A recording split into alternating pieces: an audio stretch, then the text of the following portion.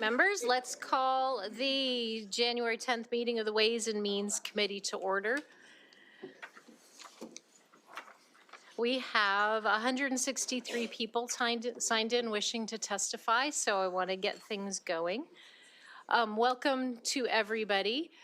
Before we start the committee business for the day, which is a hearing on the governor's budget, I would like to ask members to go around and introduce themselves because we have a bunch of new faces on our committee. And so if we could start maybe with Senator Schessler, just who you are and your name and your district or where you live. Mark Schessler, 9th Legislative District, Ritzville, Sharecropper. Yep. Well, good afternoon, everyone. I am Chris Gildon, Senator for the 25th District, which is centered in Puyallup. And welcome to our committee. Good afternoon. I am Linda Wilson. I am from Clark County, and I now represent all of Skamania County as well, and that's the 17th Legislative District. And I'm Chistine Rolfes from North and Central Kitsap County. June Robinson, 38th District, Everett, Marysville. Hi there, Andy Billig. I represent the Lilac City of Spokane. Mark Muller from Issaquah.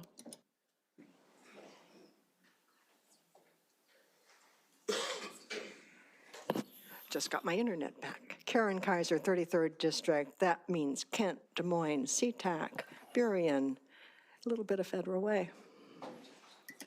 Bob Hasagawa, 11th Legislative District, which is South Central King County. State Senator Steve Conway, representing the 29th Legislative District, that's South Tacoma, Parkland, and Spanaway. Senator Lisa Wellman from the 41st Legislative District. I live on Mercer Island. I'm Senator Joe Nguyen from the 34th Legislative District, which is Seattle, and if you've gone to the Seahawks game, you're in the district. Hi, everyone. State Senator Matt Benke from the mighty 8th District out of Kennewick, Pasco, Richland, the Tri-City areas. Happy to be here. State Senator Ron Mazzal, 10th Legislative District.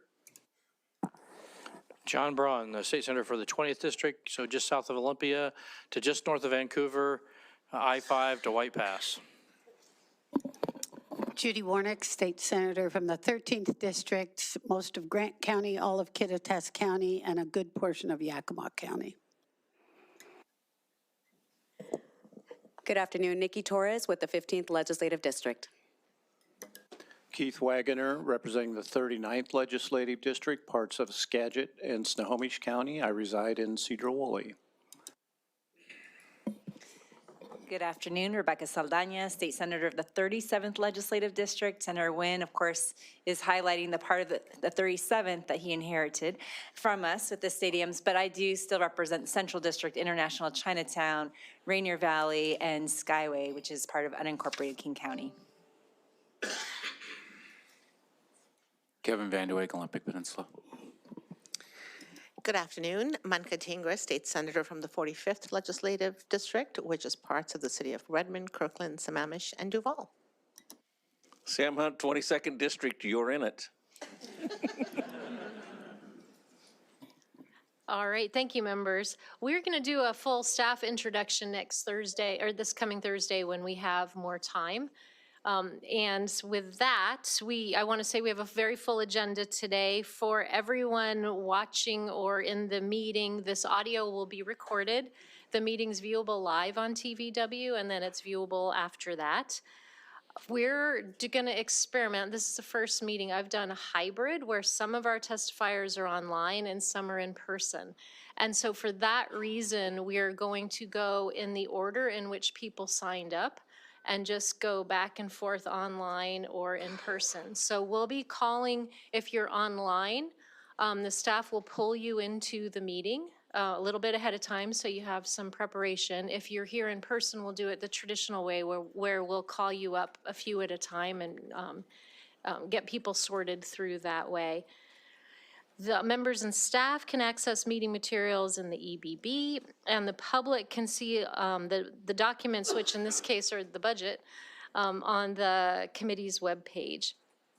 So what we are going to do is Senator Robinson is going to be calling out people's names.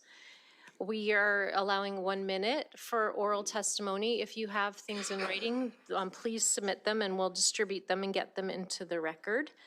And with the one exception, we're going in line, and that exception is that following the bill sponsor, Mr. Schumacher's presentation, when we open up the public hearing, we'll be starting with the state auditor, Pat McCarthy.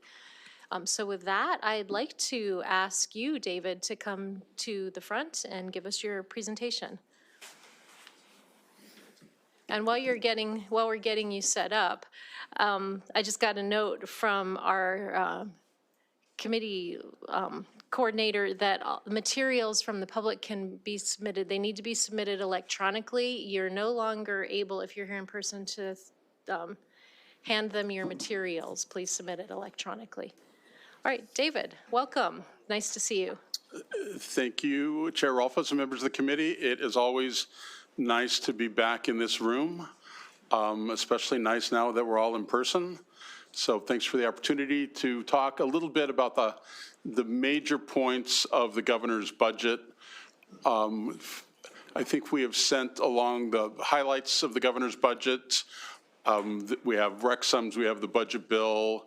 So if there are questions, there will be things that I'm sure we don't get to here today. You know, your staff is well informed about all of this, but you can always ask me or my staff if there's things that you need more information about or things you'd like to dive deeper on. So please always feel free to ask, you know, both this week and as we get going in session. I'm thinking, okay. So just a little high level in putting this budget together. Obviously, we're coming from a period where we had an awful lot of federal money. This is kind of a transition budget as we transition out of a significant amount of federal money into a relatively slow-growing economy. A growing economy, but not growing the way that it was. Fortunately, we had money in reserve. With the four-year outlook, you'll see that we're able to spread the reserves across the period as we kind of move from, you know, the COVID and crisis and federal money period back to a more normal, natural situation. One of the things that was a real focus in this budget were the recruitment and retention problems that we've had across state government for the last several years. As we began developing this budget last summer, the number one, I think from every agency director, maybe not every, but the overwhelming number was they were asking for help with recruitment and retention, that was their first and foremost priority. So you'll see in this budget that is a big focus. And beyond that, our thinking was to try not to start a lot of new things and to kind of stabilize things that we had already started and were in process. So you'll kind of see those themes as we move through. So just in big terms, the governor's budget is a little over $70 billion. Obviously, most of that, like it always is in K-12. Still well over $30 billion. I think the more interesting slide is the next one, which shows the growth in the budget by these same categories. And you'll see the biggest part of the budget, which again is no surprise. I mean, the K-12 is by far the biggest part that we have in the budget. It's still over $3 billion larger than in the underlying budget. But you'll see in social and health services, healthcare authority, DCYF, significant investments, and that a lot of that will show up in workforce, will be part of the collective bargaining agreements that will be before you in this budget. So of the major priorities in the governor's budget, number one we'll see is a focus on homelessness and housing supply. You've probably heard that the governor is proposing a referendum on homelessness and housing. I think we'll probably deal with that a lot more on Thursday as part of the capital budget conversation. But in both cases, we'll talk about operating and capital together whenever we talk about these housing homelessness efforts, because it's always a combination of the buildings and the services to have any kinds of success. So here, when you see the 1.3 billion, this is both operating and capital. And again, the governor's $4 billion referendum, I was planning to discuss more and take questions more on Thursday as part of the capital budget and how that works. So then within what I would think of the regular part of the budget, right? The referendum is kind of its own funding source. We'll get to the Climate Commitment Act, which has its own funding source. The biggest thing in the core of the budget in terms of bigger than it would typically be is behavioral health. And this runs from, more beds, higher rates, capacity and rates. We've got, CLIP facilities, we've got True Blood, there's investments throughout the system to address our behavioral health issues in this state. This is a real core spending priority in the governor's budget.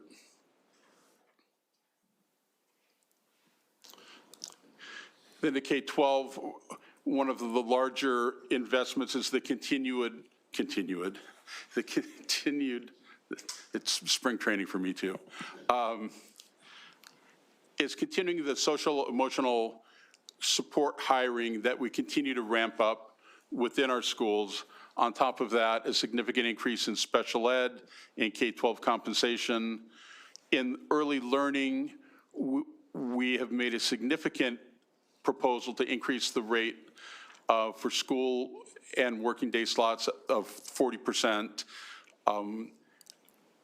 This is just one of the more extreme examples where the workforce, we have not been able to find the workforce to do the tasks, the jobs that we need. So that's a significant increase, certainly compared to most of the rest of the budget, but we think it's what is required.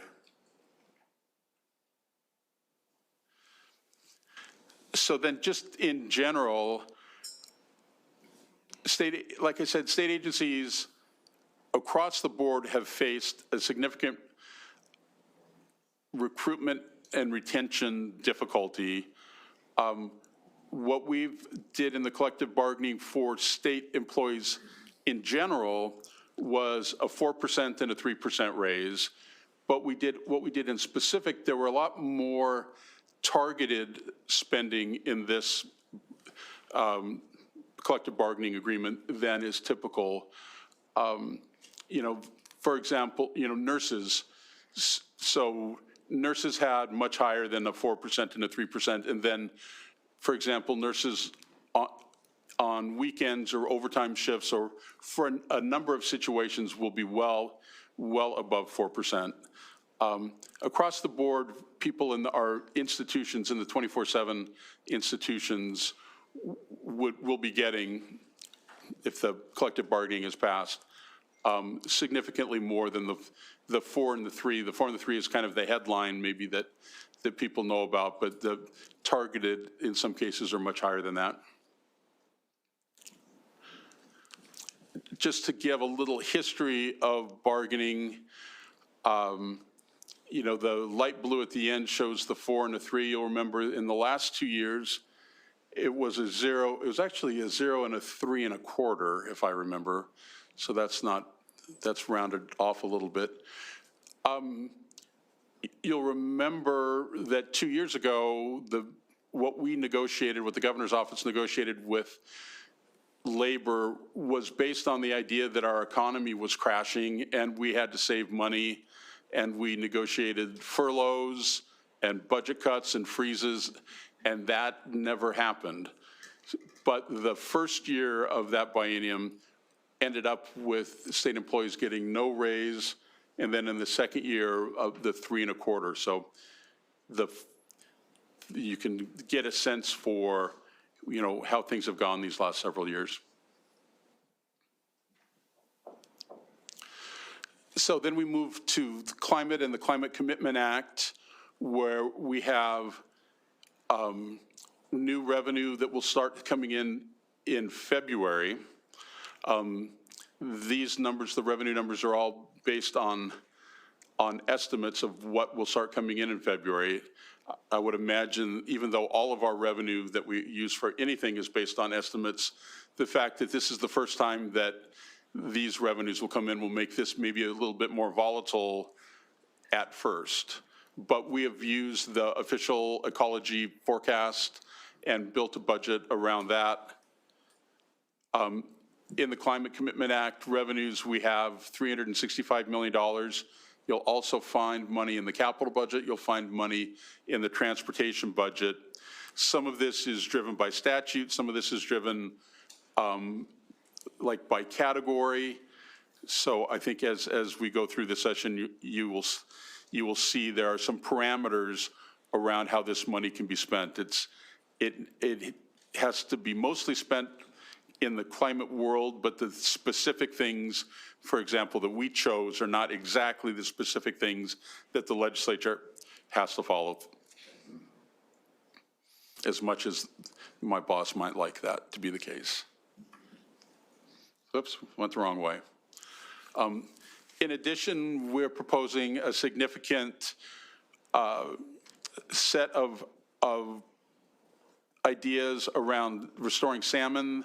I think the biggest one of these is a voluntary incentive program around riparian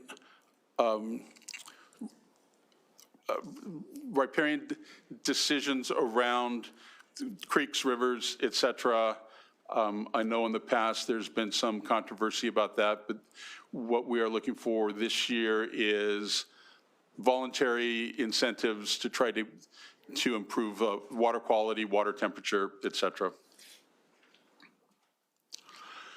And then I have a couple slides just to address a couple points that I've had questions between the time that our budget came out and now, that I thought that maybe a picture or two would help. One of the things that we did to save money in this budget is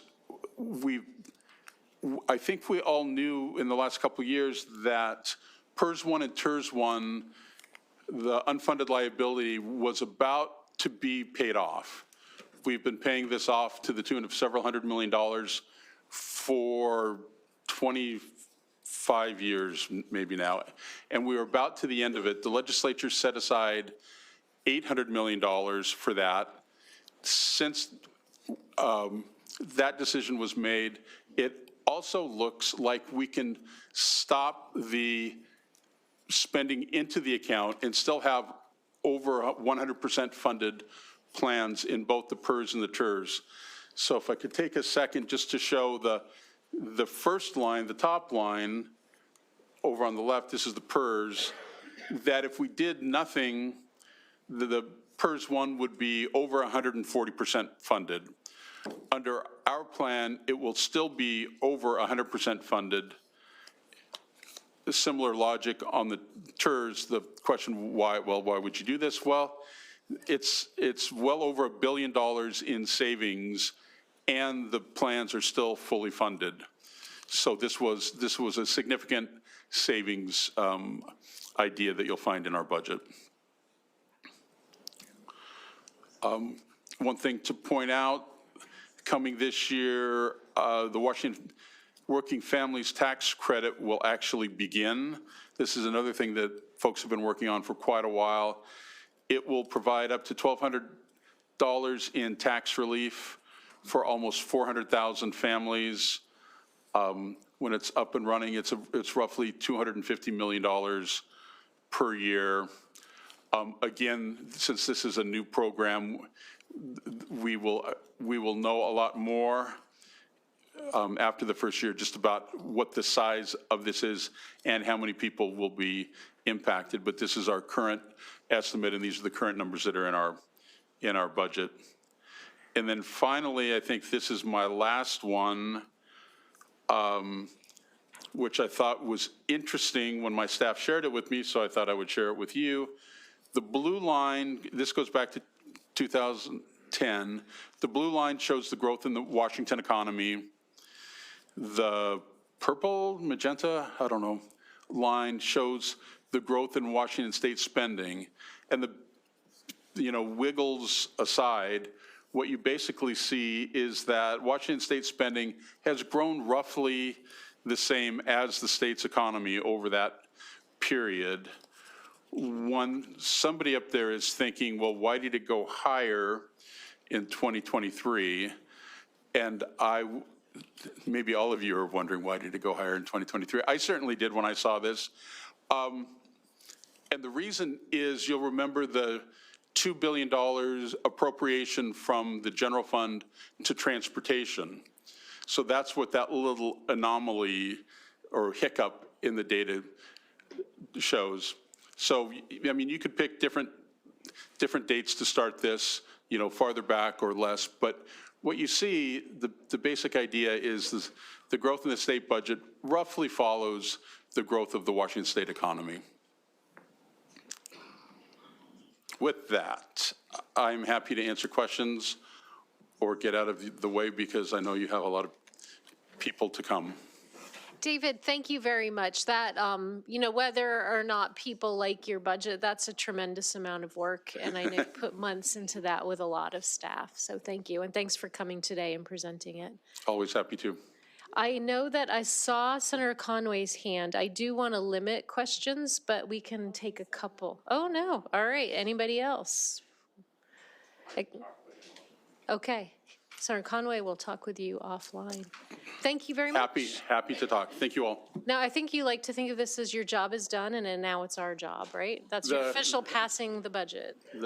Certainly the passing of the attention, which I am delighted. All right. Thank you, David. We are going to open the public hearing. As we go through, I want to remind people this was on our sign-up page on the web, but I want to make sure we are technically hearing two budgets, the governor's supplemental budget, which covers 2023 through June, and we're also hearing the two-year biennial budget, which is what David Schumacher just presented. So if you had comments on both of those, please consolidate them into one set of comments. And we will begin with our statewide elected official, Pat McCarthy, our state auditor. Welcome to our committee. Thank you. Good afternoon, and thank you, Madam Chair. For the record, I am your state auditor, Pat McCarthy, and with me is Scott Nelson, my Director of Legislation and Policy. I'm happy to be here mostly in support of the governor's budget for our auditing work. For this budget, we have two requests. It's important to note that neither request draws from the general fund. Both are funded by Initiative 900 monies, the performance audit of government accounts. I do want to thank the governor. His proposed budget fully funds our request to increase our cybersecurity efforts. That additional $2.9 million would accomplish several things. It would add up to 18 additional governments to our critical infrastructure cybersecurity project. This will expand work the legislature previously funded to review local governments that provide critical infrastructure, such as electrical or water service. Our budget request will also allow us to develop a new audit program intended to help governments that have been targeted by cyber attacks. In the last biennium, 60 local governments reported cyber attacks that resulted in a loss of public funds.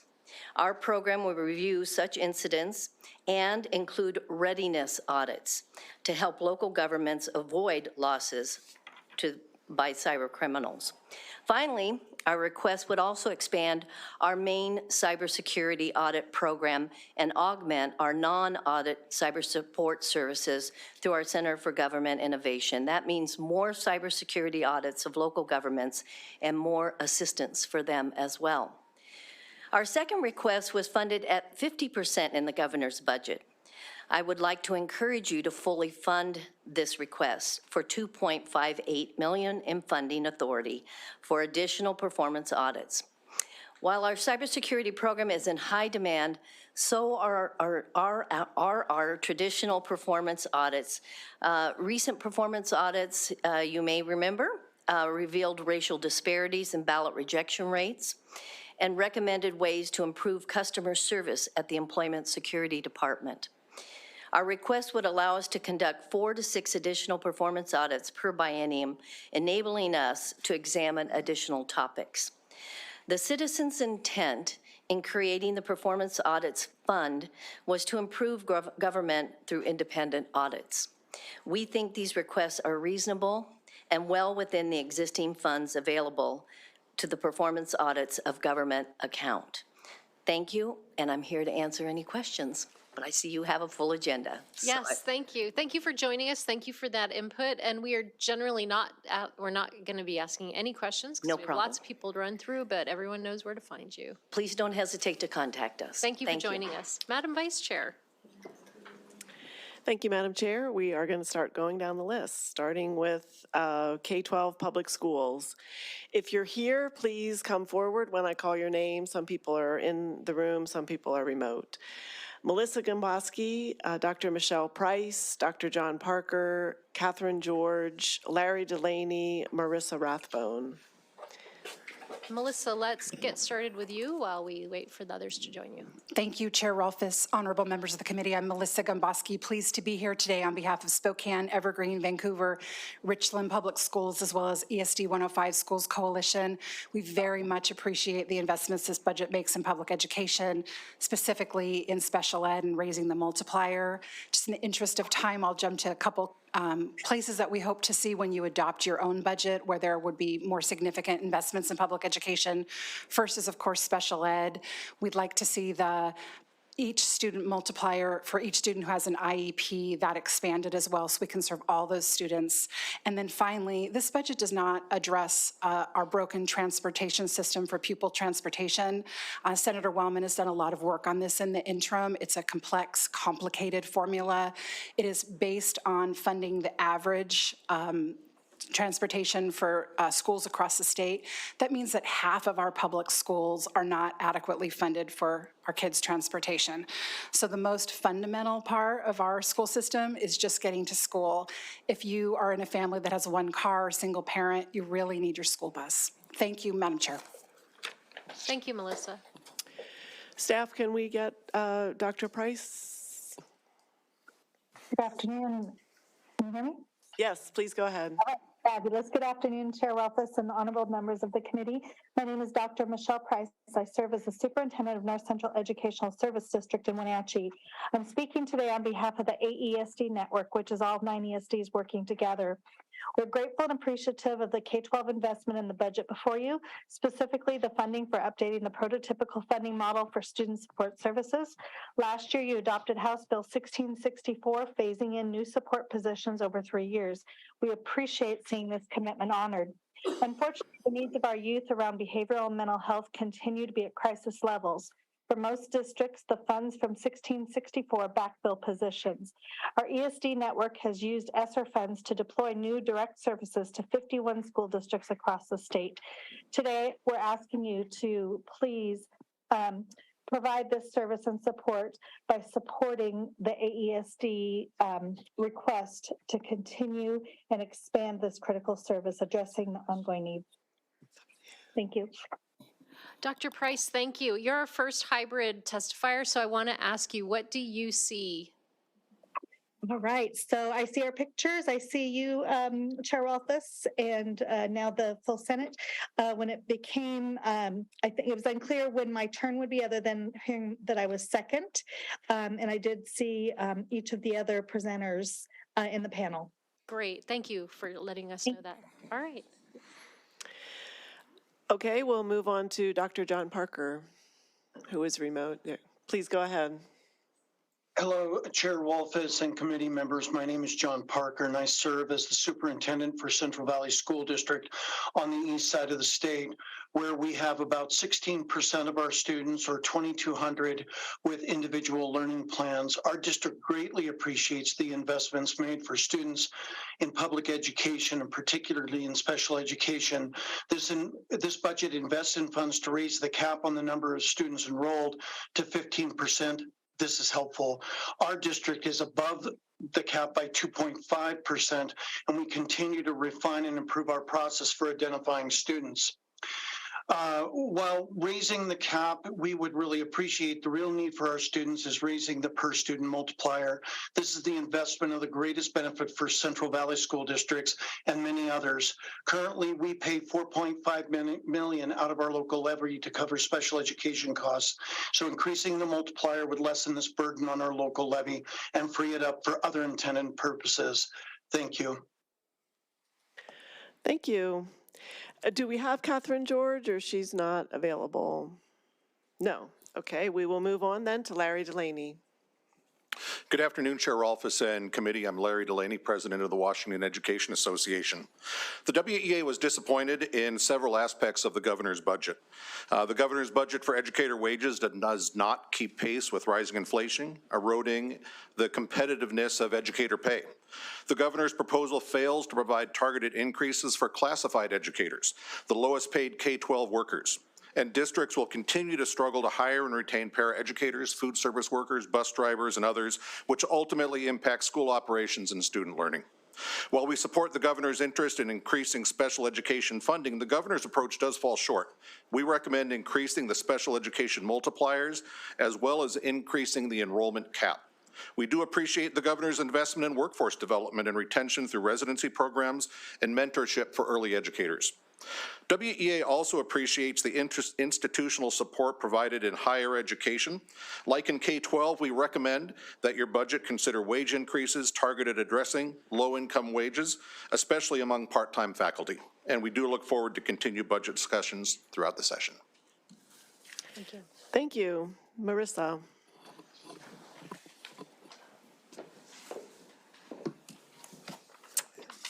Thank you so much. Good afternoon, Chair Rolfes and members of the committee. My name is Marissa Rathbone. I'm the Director of Advocacy with the Washington State School Directors Association.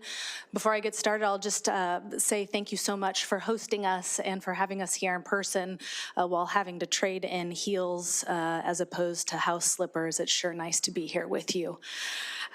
We are grateful, like our education partners, that you have continued to invest in the public education system, most specifically last year on social emotional learning staff, as well as transportation reimbursements.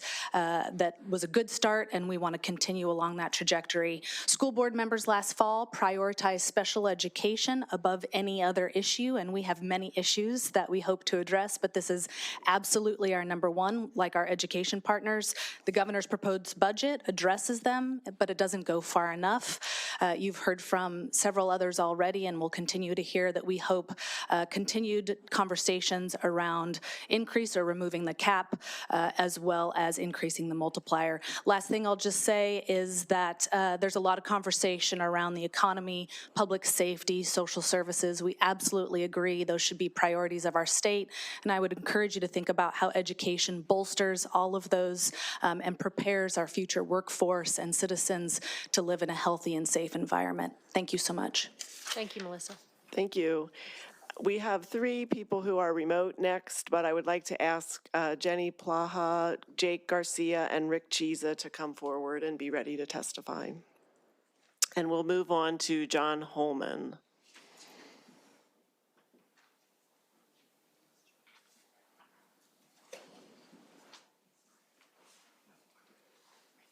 Is John online? Okay, he's not here. Oh, I missed that. Lizzie Sebring.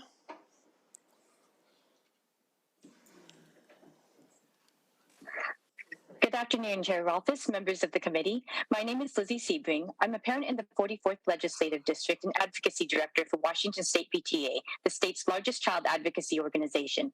We would like to thank Governor Inslee for recognizing the need to increase funding to support services for students with disabilities. The cap lift to 15%, increase to safety net, and $10 million for training and inclusionary practices are appreciated, but it is not enough. We recognize that the legislature has made advances to funding basic education. Unfortunately, significant gaps still exist in special education funding, which has one of two results. Districts must use enrichment levies to fill the gap between state funding and the services our students with disabilities need, or students go without the services that support their success. According to OSPI, Washington school districts spent 18% more than they received for special education, a $400 million a year funding gap.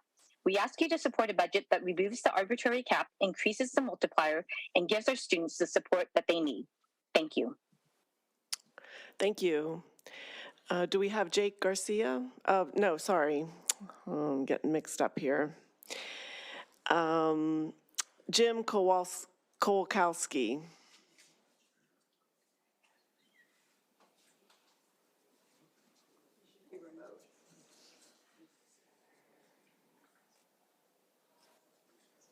Good afternoon, or good evening, Chair Rolfes and members of the committee. My name is Jim Kokowski.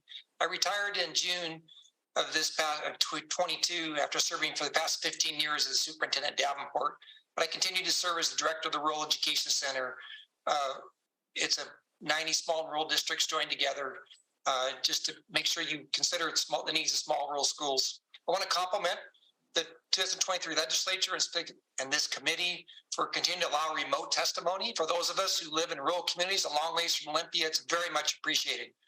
I signed in as other regarding the governor's biennial proposed budget for K-12 public schools. While there is some increased funding, the real need, and you've already heard it, I'm sure you're going to hear it again tonight, is the need for increased special ed. Currently, we have 13.5% cap on special ed. It's going to be increased to 15% in the governor's budget. It's moving in the right direction, but if the school district has 22% of the kids in special ed, the shortfall is there. Thank you very much, and have a great session. Thank you. Jenny, would you like to come forward, please?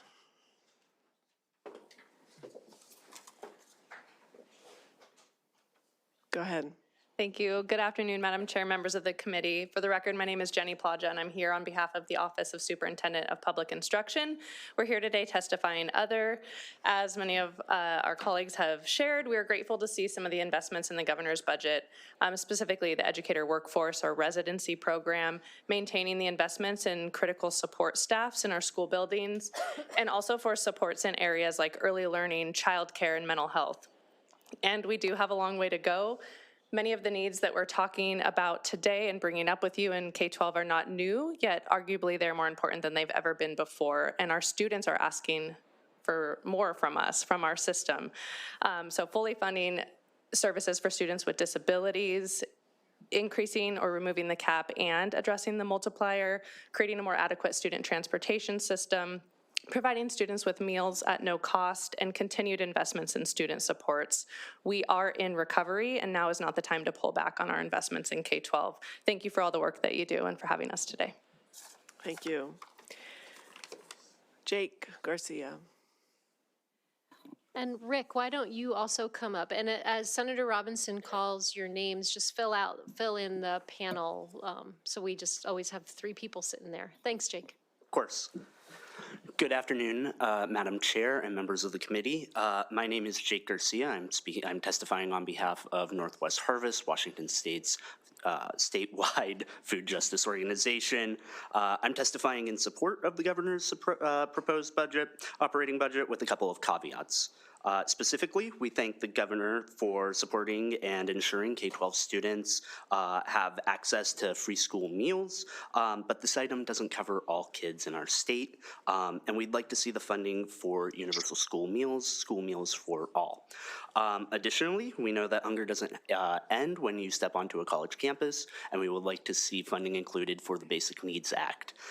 Again, as it stands, food banks like ours don't get by just on our own, and we do need the support of this committee. Thank you so much. Thank you. Rick? Yeah, thank you, Chair Rolfes, Ranking Member Wilson, members of the committee. I'm Rick Chiesa with Public School Employees of Washington, representing 30,000 education support professionals. We thank you for the tremendous investments that were made in the current two-year operating budget for our public schools and universities. These investments help equip our public schools and universities to more effectively meet the evolving needs of our student populations. Unfortunately, despite the paramount duty of our state, the share of this proposed operating budget dedicated to public education is down dramatically from just a few years ago. This session, we ask you to reverse that trend. As the committee takes on the work of writing a new budget, PSC encourages you to prioritize funding for special education, universal school meals, and employee compensation. We look forward to working with you on these and other education priorities. Thank you. Thank you.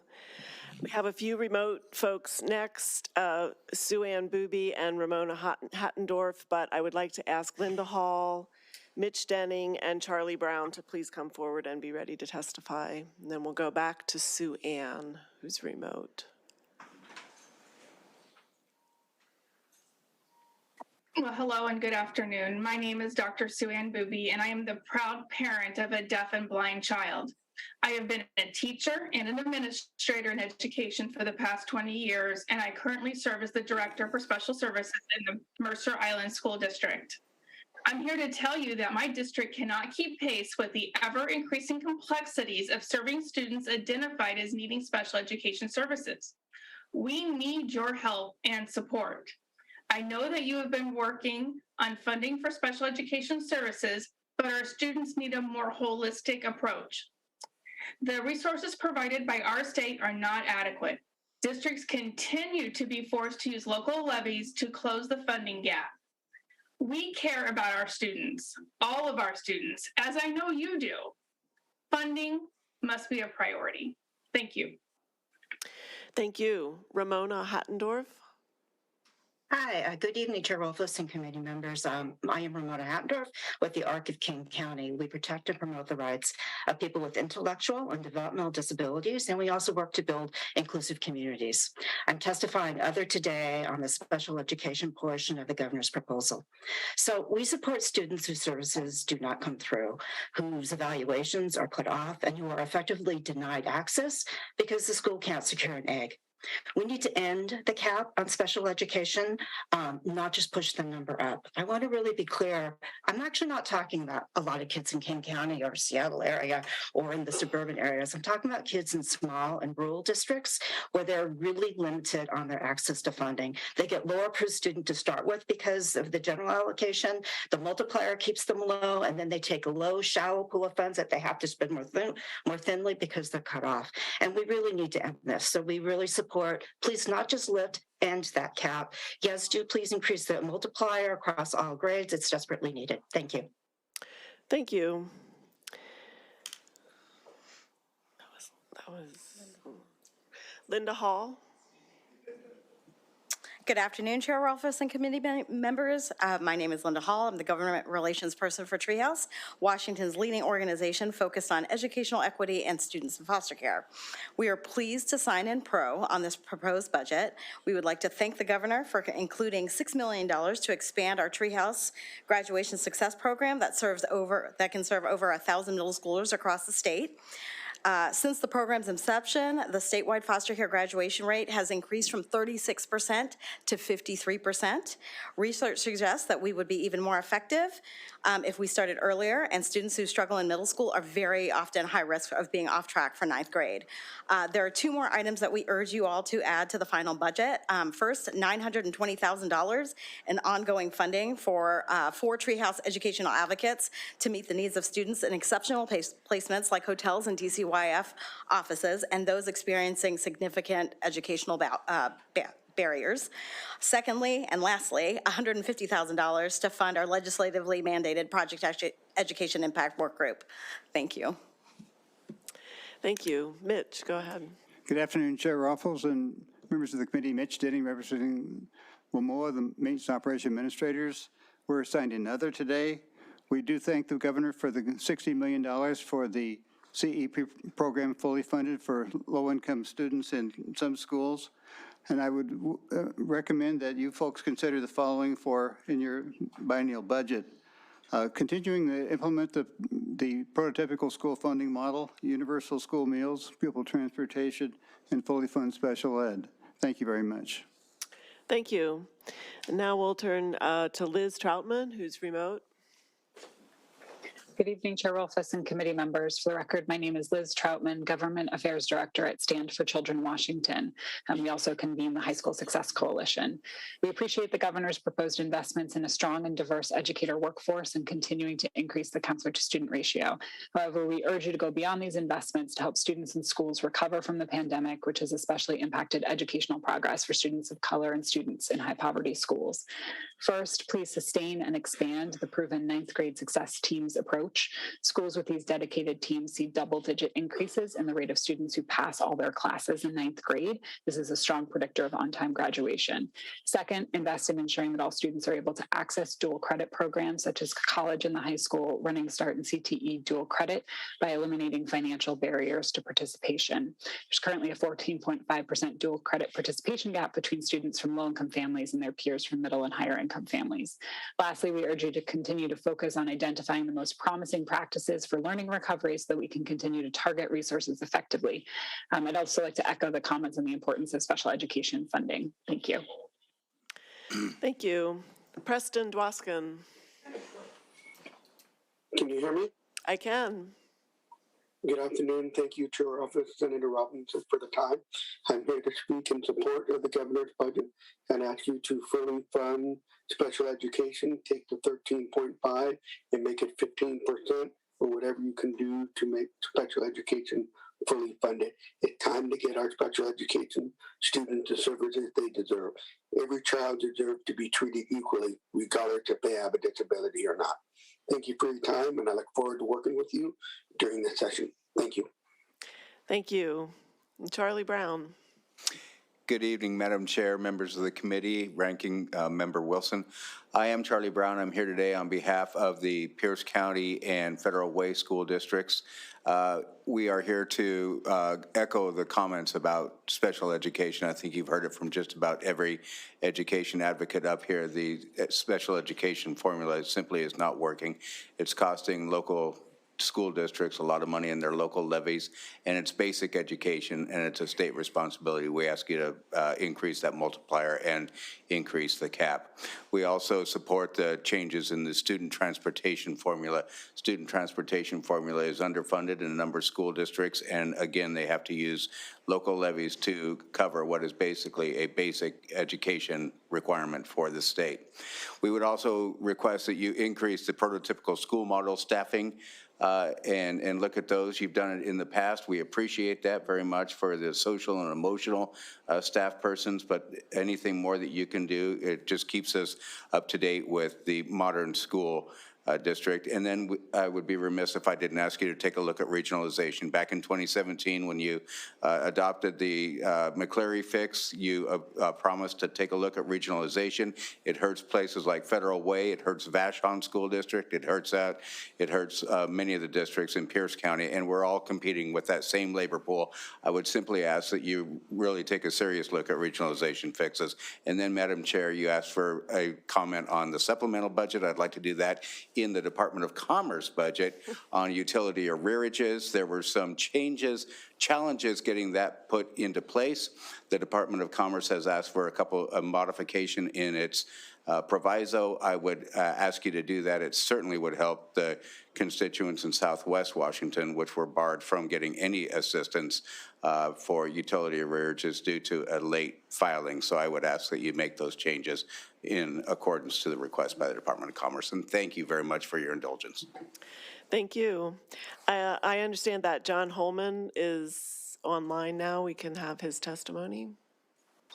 Great, thank you. Good afternoon, committee members. My name is John Holman, Superintendent of the Lake Washington School District, and speaking on behalf of the School Alliance. I'd like to focus my comments on funding for special education. The 2017 legislature modified funding for school districts based on the McCleary decision. Part of McCleary is the requirement to fully fund basic education. As of today, the legislature has not taken action to fully fund special education, which is defined by this legislature as part of basic education. Unfortunately, the governor's proposed budget does not come close to complying with this requirement.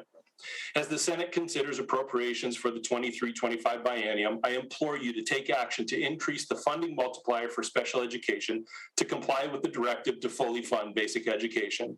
To accomplish this, the legislature would need to increase the per pupil multiplier. For example, Lake Washington School District will need to spend $22 million of local levy dollars to fund special education programs and services this school year. Increasing the per pupil multiplier to 1.81 would eliminate this gap. By fully funding special education, districts can move towards a more inclusive model of education by ensuring students served in special education are educated in their neighborhood schools with their neighborhood peers. Thank you. Thank you. That ends the K-12 portion. We're going to move right on to higher ed. Joe Daca, if you would please come forward and just jump right in. And then I would like to ask Paul Francis, Heather Moss, and Julie White to sit in the front row and be ready to go soon. Joe, go ahead. Madam Chair, members of the committee, I'm Joe Daca with the University of Washington, testifying in support of this budget today. First, this proposal funds 2/3 of our increased compensation costs with state dollars, the other third coming from tuition revenue. This matches our request and is our top priority for the session. Second, this budget funds expansion of high-demand programs like our rural dentistry program in Spokane, engineering and computer science programs in Seattle, Tacoma, and Bothell. And finally, we're grateful this budget shifts significant maintenance and operations funds from the capital budget to the operating budget, which would help us significantly reduce our deferred maintenance backlog. You're going to hear from my colleague, Ian Goodhue, about our hospital request from UW Medicine, which is also a top priority. Thanks for your consideration. Thank you. Now, do we have Ben Small remote? Can we get? And if you three want to come up, that would be great.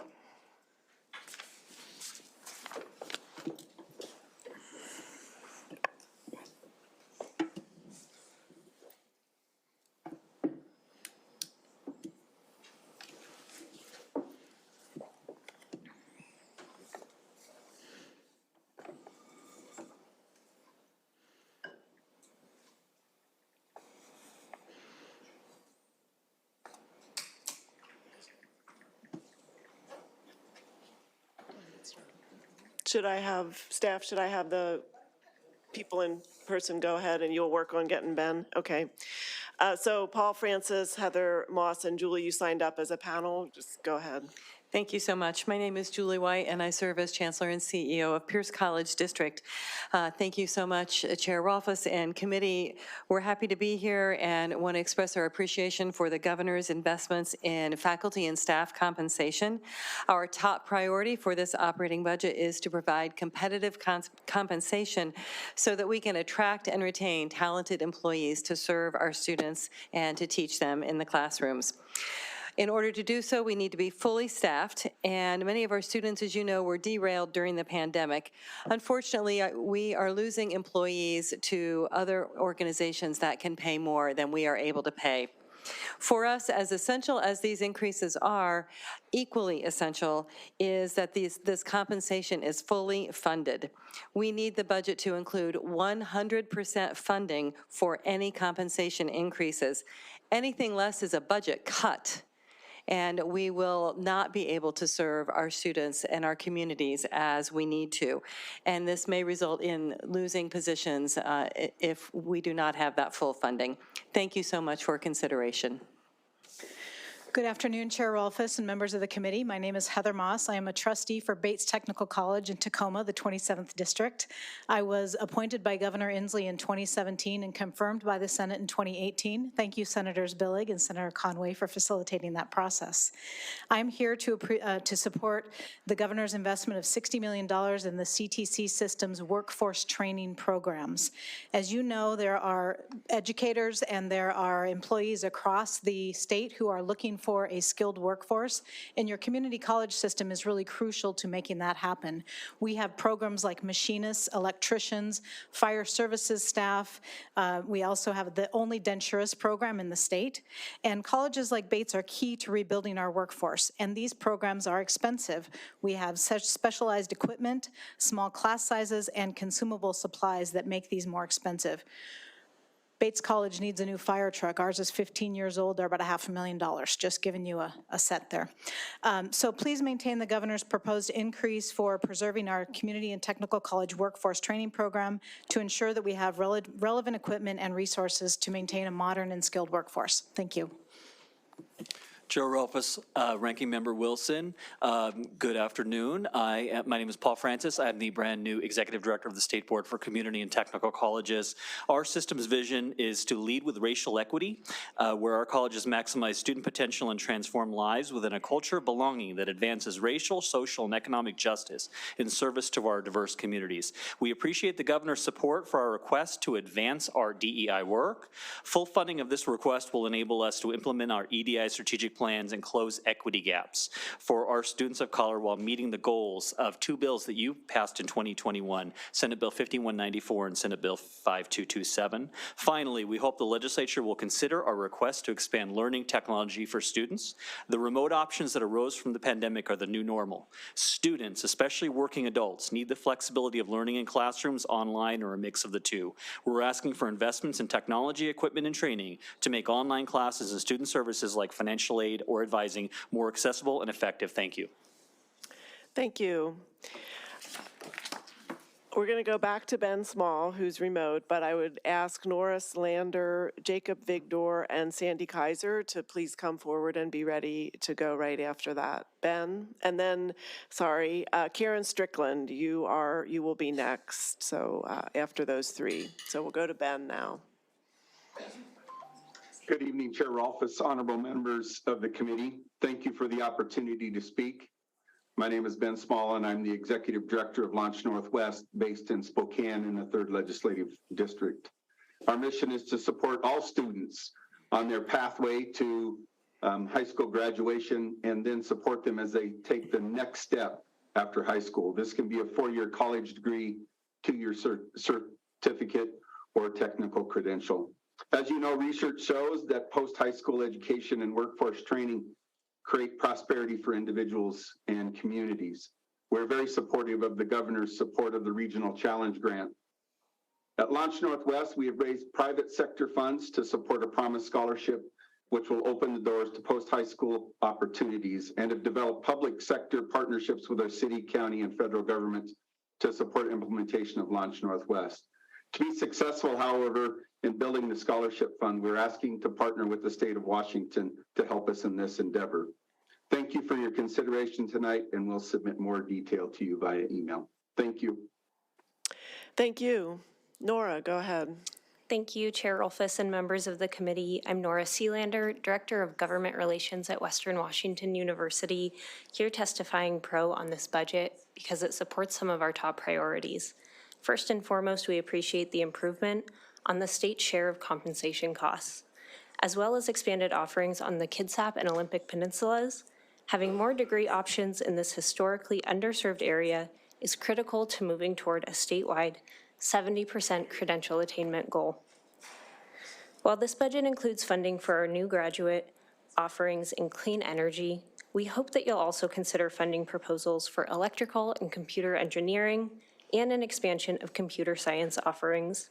These investments are supported by industry leaders and aim to meet workforce needs.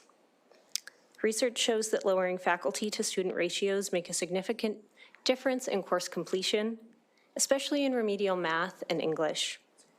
The funding in this budget for first-year retention initiatives will make that a reality at Western. I also want to echo my colleague at UW. We appreciate this budget restoring the policy of funding campus building repairs and preventative maintenance with general fund dollars. Thank you. Jacob. Thank you. Chair Rolfes, members of the committee, thank you for the opportunity to speak with you this evening. I'm Jake Vigdor, elected faculty legislative representative for UW, and I'm here to represent my colleagues in support of Governor Inslee's budget. Director Schumacher told you a little bit about recruitment and retention being a priority. I just wanted to tell you a personal anecdote. One of my assignments as a faculty member at the Evans School at UW is to teach quantitative methods to our master's students. Last year I was one of 3 instructors for that course, and I'm the only one left. We lost 2 out of 3 So we really need to work on recruitment and retention. The investments in compensation will help with this. We are particularly enthusiastic about the improvement in what they call the fund split, so the share of compensation increases that come from the state budget rather than tuition. As faculty, we really believe in keeping financial burdens on families low, and the less pressure there is on tuition, the happier we are. So the movement to 66% is wonderful. We would love to see it go even higher than that. Thank you. Thank you. Sandy. Hi, I'm Sandy Kaiser. I'm here on behalf of the Evergreen State College, where our incoming class in 2022 was 17% larger than the year before. Evergreen really appreciates the support for our students, staff, and faculty that are reflected in this forward-facing budget. We know it will enable us to serve the military veterans, the tribal members, the returning adults who do so well with an Evergreen education. We deeply appreciate your continued support for the college and your support for higher education. Thank you. Thank you. Karen Strickland is next, and I would like to ask Chris Mulick, Steve DuPont, and David Burai to come forward, and Michael Moran and Sopira Chai, you're following them, so you can just get ready. Is Karen ready? I am, thank you. Good afternoon, Chair Rolfes, committee members. Thank you for the time to speak to you regarding the governor's proposed budget. My name is Karen Strickland. I'm the president of the AFT Washington State. I'm here today representing the thousands of faculty, classified and pro staff who provide students with the opportunities and the supports they need to succeed in their lives and careers. We're pleased to see the COLAs in this budget. We'd like to see them funded at 100% rather than 85%. Colleges are struggling with enrollment declines, resulting in less revenue for the wide range of needs we face, so full funding will make a significant difference. Also troubling is the absence of a general salary increase for pro staff and faculty, whose salaries are roughly 14% below peers in other states, and for faculty, 12% below K-12 teacher salaries. The low salaries of these highly qualified workers are resulting in high turnover, unsustainable workloads, and disruption to students' ability to access the services they need to be successful. This harms these workers, students, and our state, which needs a well-educated public to participate in civic life and to fill the jobs in a wide array of industries, both public and private sector. On behalf of my members, I urge you to consider the harm done by shortchanging the CTC workforce. That is, the workers who build the workforce vital to thriving communities. Please commit to the full investment our members need, and thank you for your work in the legislature. Thank you. Chris Mulick. Thank you, Madam Chair and members of the committee. Chris Mulick, WSU, here today signed in pro. This budget makes some important investments in WSU's College of Nursing as it enters its next accreditation cycle, and in a new public health degree program for the Spokane, Pullman, and Vancouver campuses. WSU also fully supports the governor's initiative to establish a clean energy research institute at WSU Tri-Cities. And for your consideration, we've also submitted a proposal around a social work degree program for Tri-Cities. I do need to point out that funding in this budget is sufficient to provide COLAs of just 2.5% in FY24 and 1.3% in FY25.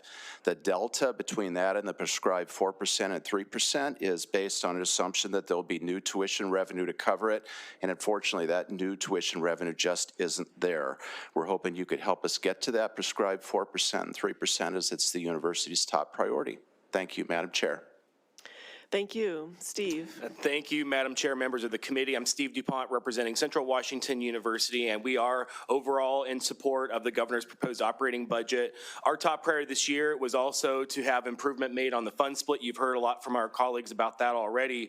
Unfortunately for Central, the governor's budget does not make any improvement on that, which is particularly unfortunate because Central serves over 90% in-state undergraduate students who pay the lowest tuition rate available. So we have the least amount of tuition resources to apply towards that fund split.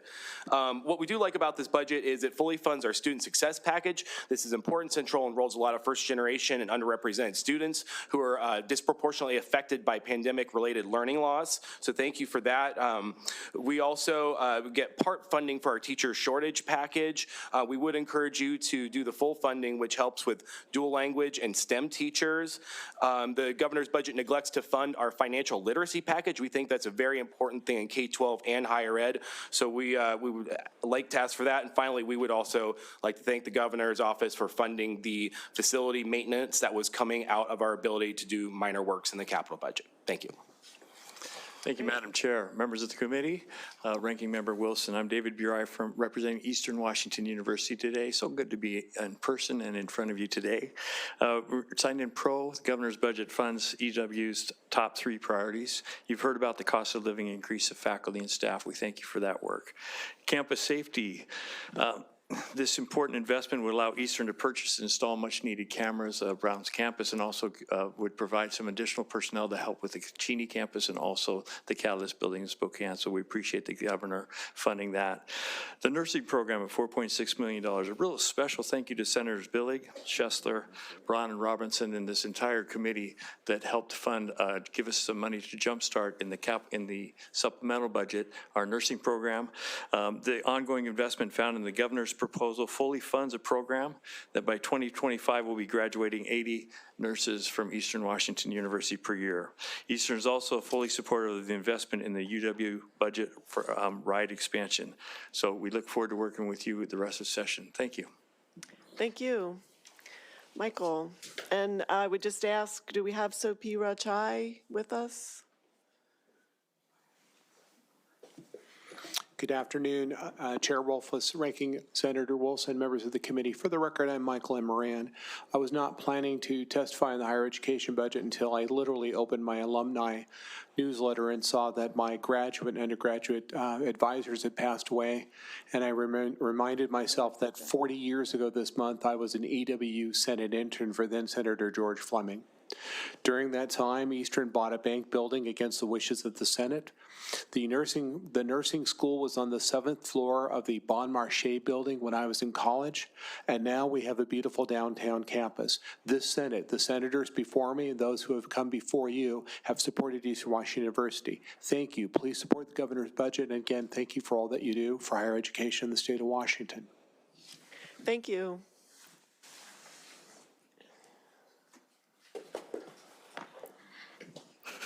Thank you, Chair and members of the committee. My name is Sapir Chai, and I am a legislative liaison for South Puget Sound Community College. Today, I'm advocating on behalf of basic needs of South Puget Sound Community College and institutions all across the state. Funding in this legislature for basic needs is critically important to me and my campus because poverty does not disappear in college. If anything, it is exacerbated. According to the Washington Student Experience Survey conducted by WASAC and Western Washington University, 49% of students surveyed experienced basic needs insecurity, 38% of respondents experienced food insecurity in the last 30 days, and 34% of respondents experienced housing insecurity in the last 12 months. It is crucial that every student has their basic needs met, such as food security, to remain in college and finish their education. It is important that we strive for a hunger-free campus all across the state. We hope to count on your support for basic needs in the fiscal biennium operating appropriations bill. Thank you. Thank you. That ends higher ed. We're going to move on to early learning. And I would like to ask Erica Halleck and Melissa Johnson to please come forward. And then Daisy Cruz, Mustafa Kebe, Colleen Condon, Emily Murphy, and John Dixon be ready to go.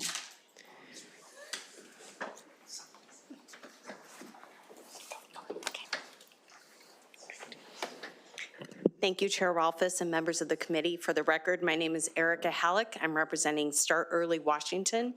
The theme of workforce that you heard in the last few panels extends to early childhood, particularly in our child care space. So I'm speaking in favor of Governor Inslee's funding to support a reimbursement rate for Working Connections child care, which helps families get to work, as well as helps those children's educational attainment as well.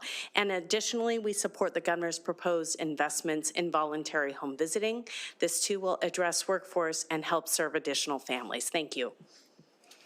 Good afternoon, Madam Chair and members of the committee. My name is Melissa Johnson, speaking on behalf of the Washington State Association of Head Start and ECAP in strong support of the funding in the governor's budget on ECAP programming. The governor's budget includes a 40% rate increase for ECAP programs, and this rate is the result of a rate study that DCYF performed that showed that to pay qualified staff fairly, a 40% rate increase was necessary for our staff.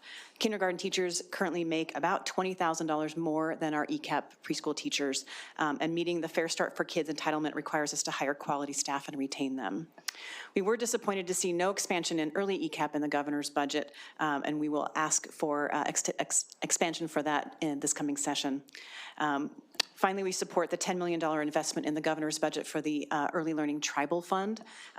This fund is designed to support tribal children in early learning programs, including ECAP, childcare, Head Start, Early Head Start, and home visiting programs. And the Tribal Early Learning Fund has been endorsed by a number of our tribal nations and in Washington State, as well as the Tribal Leaders Congress on Education. Thank you.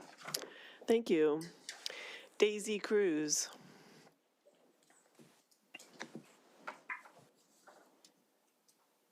Hello. Thank you, Chair Rolfes, Ranking Member Wilson, and members of the Ways and Means Committee. My name is Daisy Cruz, and I live in Granby, Washington.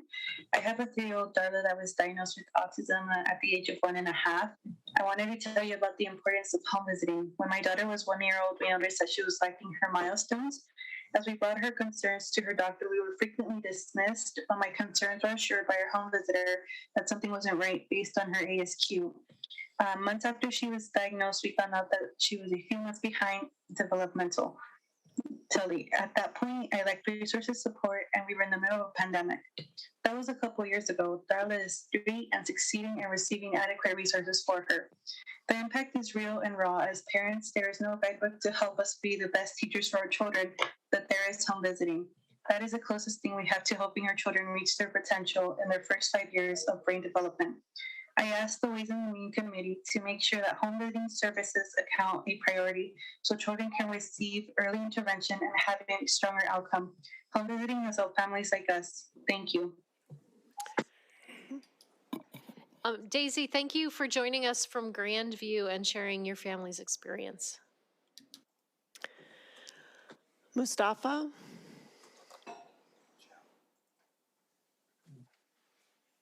Oops. Good afternoon, Chair Rolfes, Vice Chair Robinson, and members of this August committee. My name is Mustafa Kebe, and I work for Kindering as the Chief Program Officer. Kindering is a nonprofit that provides services for young children with developmental delays and disabilities. I'm here testifying on SB 5187. First, I want to commend this committee for the initial steps on this budget session for greater investment in special education for the 3 to 21-year-olds. I am testifying because I want to ensure that when we invest in special education, infant and toddlers are not left out. In Washington State, Kindering and many other organizations such as Kindering that provides services for toddlers and infants are running low on financially. We are struggling. And although early support are one of the most effective ways to support children with diverse needs, the budget does not currently include an increase in ESIT funding.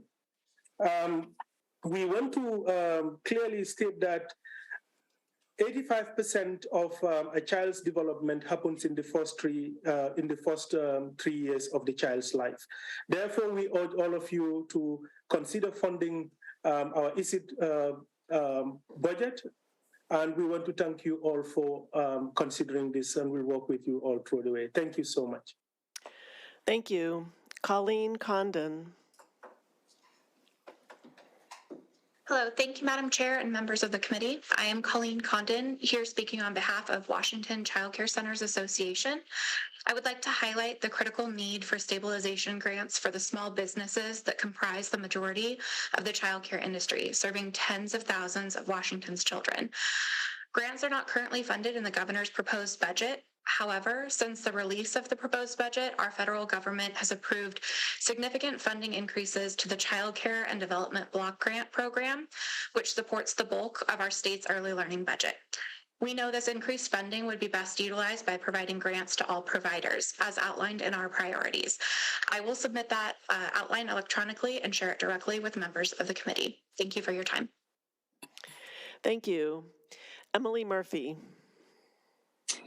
Thank you, Madam Chair and members of the committee. I'm Emily Murphy here on behalf of Child Care Aware of Washington. Our state has made incredible progress in building towards the best early learning system in the nation, and yet our child care workforce is in crisis. The 43% turnover rate and poverty wages for child care educators continues to undermine access for families. We support the governor's rate increase for working connections to the 85th percentile and background check fee assistance. Please also invest in enrollment-based pay for working connections, increase the infant rate enhancement and non-standard hour bonus, and waive licensing fees. The mental health crisis facing childcare programs is immense, and we urge you to expand the mental health consultation program to $4 million to address the wait list across the state. Finally, please invest in family, friend, and neighbor caregivers by expanding Play and Learn group funding to $2.4 million for the 70% of children under the age of 6 not in a formal child care program. Thank you. Thank you. John Dixon. Good evening, committee members. I'm John Dixon, President and CEO of Spokane County United Way.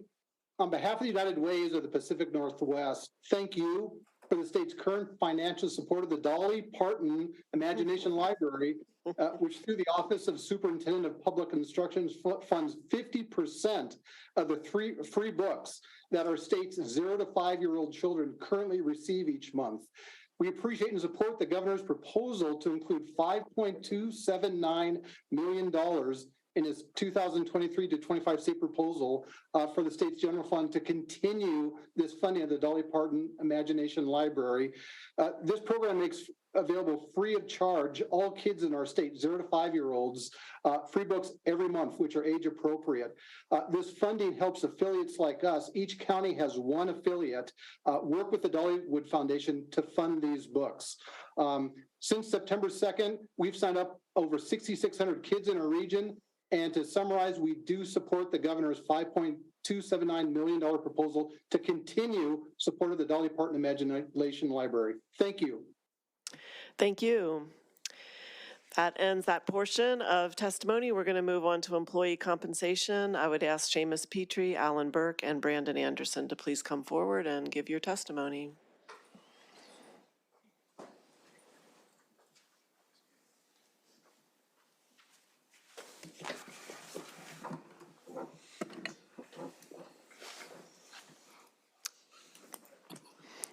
Go ahead. You're gonna go? Good. All right. Thank you, Madam Chair, members of the committee. I'm Brandon Anderson with the Washington Federation of State Employees, speaking today in support of the governor's proposed employee compensation package, which includes our members' hard-won collective bargaining agreements. As you know, our members work hard every day to keep your community safe, healthy, and ready for business. They take care of our most vulnerable, keep our passes clear, and keep our state parks in pristine condition. Our members are also the folks that take your policy visions and make them happen in our communities. Yet for nearly 20 years, our workforce has not kept pace with the significant growth in our state's population. This means mandatory overtimes, high caseloads, and burnout for dedicated public service workers. In the same time frame, wages for our workforce have lagged far behind. 20 years of growing workloads and lagging wages have created a recruitment and retention crisis that means longer wait times and fewer services available to the public. We believe that the contract agreements are a good first step in addressing the state workforce crisis and urge your support to the agreements in the final budget. Thank you. Go ahead. Chair Rolfes, members of the committee, it's nice to be back in the saddle after so long, and appreciate that. Alan Burke, Executive Director of the Washington State School Retirees Association, an organization that represents the interests of 17,000 K-12 retirees from across the state. I'm here today in support of SB 5187, specifically Section 9133 of that bill that provides funding for a one-time 3% COLA capped at $110 a month for Plan 1 TERS and PERS retirees. This proposal comes to Ways and Means from the Select Committee on Pension Policy, a group comprised of a bipartisan mix of legislators, 4 of whom sit on this committee, and representatives from stakeholder groups.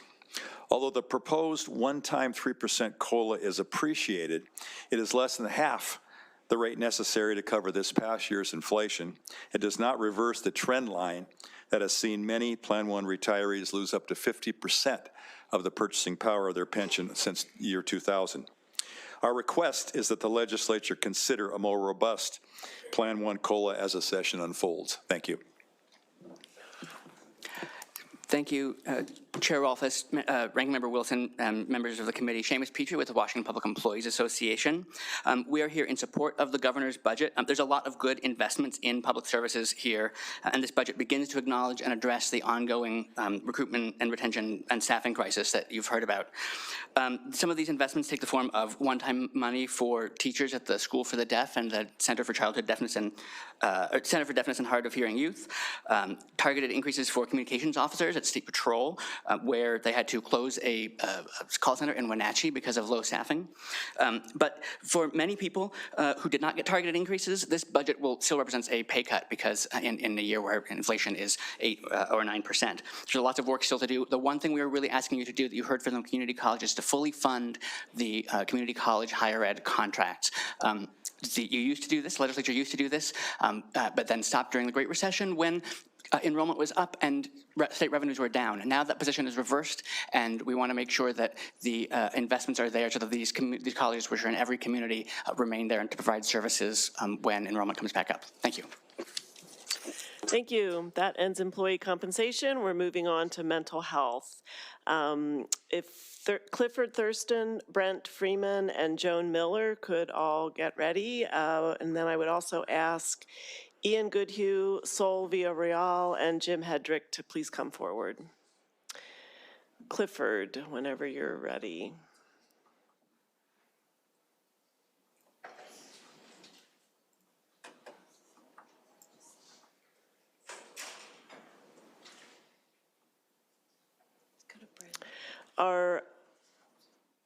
Is Ian Goodhue, Sol, or Jim Hedrick in the room?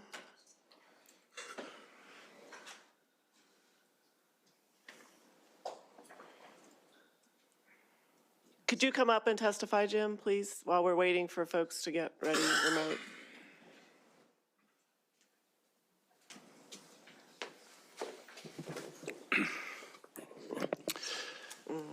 Thank you, Senator. Members of the Senate Ways and Means Committee, I'm Jim Hedrick here today on behalf of Daybreak Youth Services. We have facilities at Clark and Spokane counties and provide inpatient and outpatient mental health and addiction services for youth. We are in the state's largest Medicaid provider for youth residential behavioral health treatment for co-occurring substance and mental health disorders. Currently, Daybreak is the only sex trafficking receiving center for youth in the state of Washington, and we are in the process of reopening 2 suicide mental health units. Not in the governor's budget was Daybreak's budget request of $3 million to address ongoing workforce shortages, maintenance and expansion of services, and maintaining the lone youth sex trafficking program in the state. We're asking the Senate Ways and Means Committee to please consider our small but impactful budget request and look forward to working with the committee as you develop your budget. Thank you. Thank you. Let's see. Joan Miller. Hello, good evening, Madam Chair and committee members. I'm Joan Miller with the Washington Council for Behavioral Health. We want to thank the governor for including a 7% rate increase for community behavioral health providers. Our system continues to face extraordinary workforce challenges resulting from years of low Medicaid rates. Those low rates translate into low salaries, leading to a massive exodus of staff. Compounded with inflation, it has left us unable to meet the rising needs in our communities. An unprecedented 74% of our providers have limited or closed outpatient admissions. On average, it takes almost 9 months to fill critical positions. This has resulted in more and more people going into crisis. We can't fix this without your help. Unlike other health systems, 85 to 95% of the people we serve are on Medicaid. This means our providers do not have a varied payer mix to help us balance out low Medicaid rates and allow us to pay competitive salaries. Last year, Oregon raised Medicaid behavioral health rates by 30%. We urge you to build on the 7% included in this budget and make a bold investment so we can provide the treatment that's so urgently needed. Thank you so much. Thank you. Do we have Brent Freeman? Yes, ma'am. Please go ahead. Chair Rolfes and committee members, thank you for taking the time to listen to our inputs today. My name is Brent Freeman, and I'm the superintendent of Wahkiakum School District, a small district in Wahkiakum County with less than 500 students. While we appreciate your support for education, I must share the unfortunate reality that schools are in crisis. Without support from you, I fear for our youth, our staff, and our future. Post-pandemic classrooms are experiencing explosive and disruptive student behavior like never before because of children's social skills and emotional development have eroded to the point that teachers can't teach and classes can't function because of behavior disrupts learning for all. The current prototypical model only funds a minor fraction of a mental health professional position in a district like Wahkiakum. That said, thanks to the resourcefulness and collaboration of ESD 112, our students and staff have greatly benefited from ESD 112's behavioral and mental health support partnership. And thanks to one-time ESSER funding, we have now, for the first time ever, have a mental health specialist who sees students regularly and disarms them and gets them ready for class. I implore you to consider funding for ESD's mental and behavioral health support in this year's budget. Thank you. Thank you. Clifford Thurston.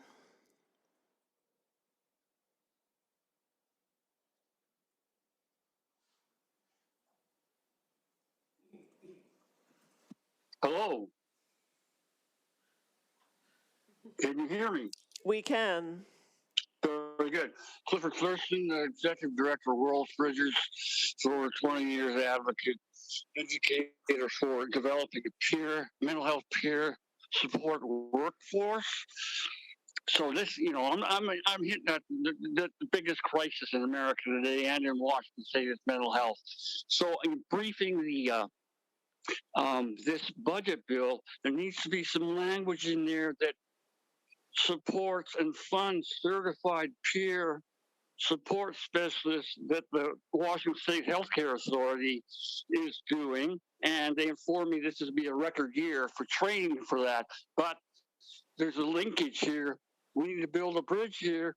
So we need to have more language in the bill that supports mental health, certified mental health support counselors, and more money for that.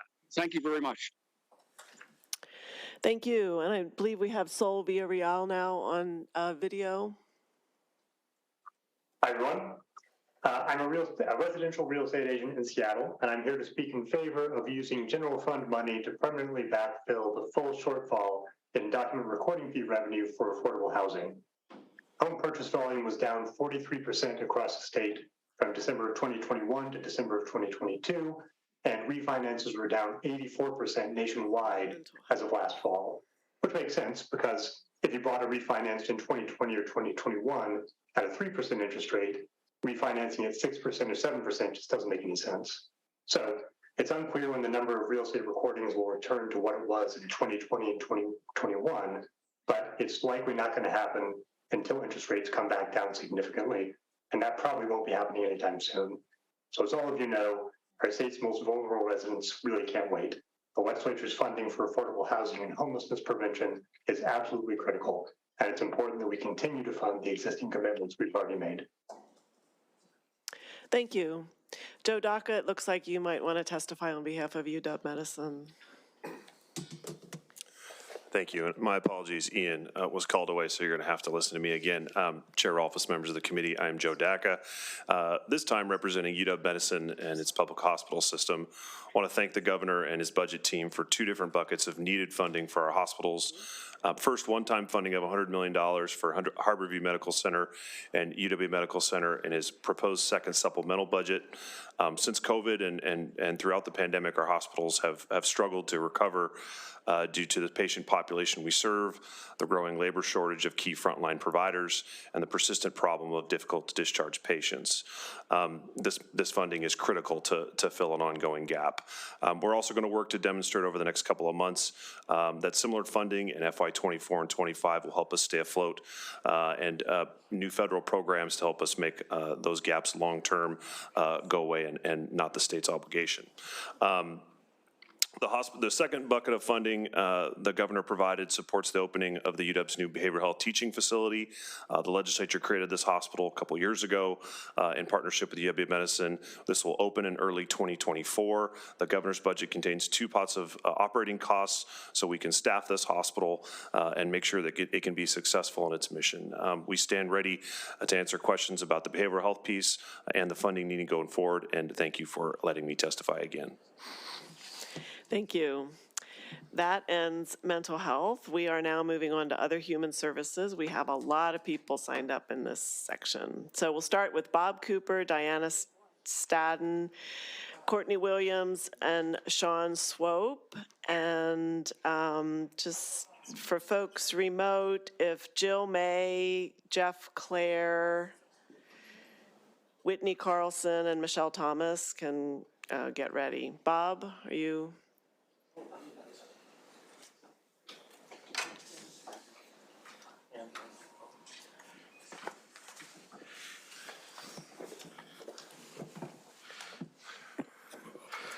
Madam Chair and members of the committee, good evening. I guess it is evening, it's 5:45. Bob Cooper here on behalf of the Washington Association of Drug Courts and in support of the full appropriation of the Criminal Justice Treatment Account for its original purpose. There's a little outdated language that's in the bill, and that can be stricken. I see Senator Dingra is nodding her head. We can work on that. I also want to support the appropriation for courts of limited jurisdiction for their therapeutic work. And this is a both and. This is not an either or. So, Senator Dingra, you get to take the lead on this. I hope both of them can remain in the budget. Thank you. Thank you. Diana, are you ready to go? Yes, I am. Good afternoon, evening, Madam Chair, members of the committee. I'm Diana Stadden with the ARC of Washington State for people with intellectual and developmental disabilities. First and foremost, we desperately need the three-legged stool of housing, support services, and workforce fixed. We have children and adults living in hospital rooms with no medical need. Clients want to move out of the state institutions to a community setting, and that's their right by federal law, but they can't. They've been waiting for a couple of years in there. The three-legged stool is broken, and we need to fix it. We've got to increase capacity and pay rates for the direct support professionals, and the skill and expertise that they have, we need to pay them for helping people with complex support needs. And we must provide educators and programs for the kids that we are now sending out of state, tearing them away from their families, sending them to New Jersey or Utah or other states at a huge cost that we should be putting into our state. So I hope you will think about those things as you work on your budgets. Thank you. Thank you. Thank you. Courtney? Thank you. Good evening, Chair Rolfes and committee members. For the record, my name is Courtney Williams. I'm the Executive Director for the Community Employment Alliance. CEA represents roughly 77% of employment and community inclusion service providers contracted with the Developmental Disabilities Administration. The 2022 legislature passed two bills expanding employment and community inclusion services for people with developmental disabilities, House Bill 2008 and Senate Bill 5790. They also requested a study to determine a suitable rate for contracting these services and sustaining a workforce. Unfortunately, the governor's budget only funds 30% of a rate increase recommended. With 12 years with no increase, it creates a workforce crisis. For this reason, CEA is signing in con to this budget, the governor's budget. How will the legislature reconcile the 2022 legislation that increased services and a governor's budget that does not fund a rate to sustain a workforce and provide the services? Our ask is that the legislature support a line item to compensate for the governor's budget gaps. Thank you so much for your time, and I look forward to working with you this session. Thank you. Sean Swope should be on remote. Yes, I'm here. Go ahead. Good evening, Chair, committee members. My name is Sean Swope, and I'm a county commissioner for Lewis County. Persons with developmental disabilities in Lewis County are already being negatively impacted by a lack of services in our community. This lack of services for our valued but vulnerable community members is directly correlated to the underfunding of our providers. Currently, we have 3 community inclusion providers, but our largest provider is ending their program at the end of the month due to insufficient rates. The 2 agencies that remain have the capacity to take on. They do not have the capacity to take on new clients. That means a good portion of our community members will not be able to access services due to a provider struggling with insufficient rates, closing their programs. I am signed in as con to the governor's budget and ask that the legislature to support a line item that seeks to compensate the governor's gaps in funding employment and community inclusion services for persons with developmental disabilities. Thank you. Thank you. Is Erica Hollick still here? I see her coming. Can we get Jill May up while Erica comes forward?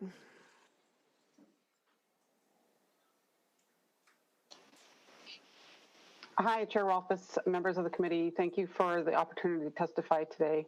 My name is Jill May. I'm the Executive Director of the Washington Association for Children and Families. WACF represents nearly 50 member private agencies across the state that provide services at every point along the child welfare continuum.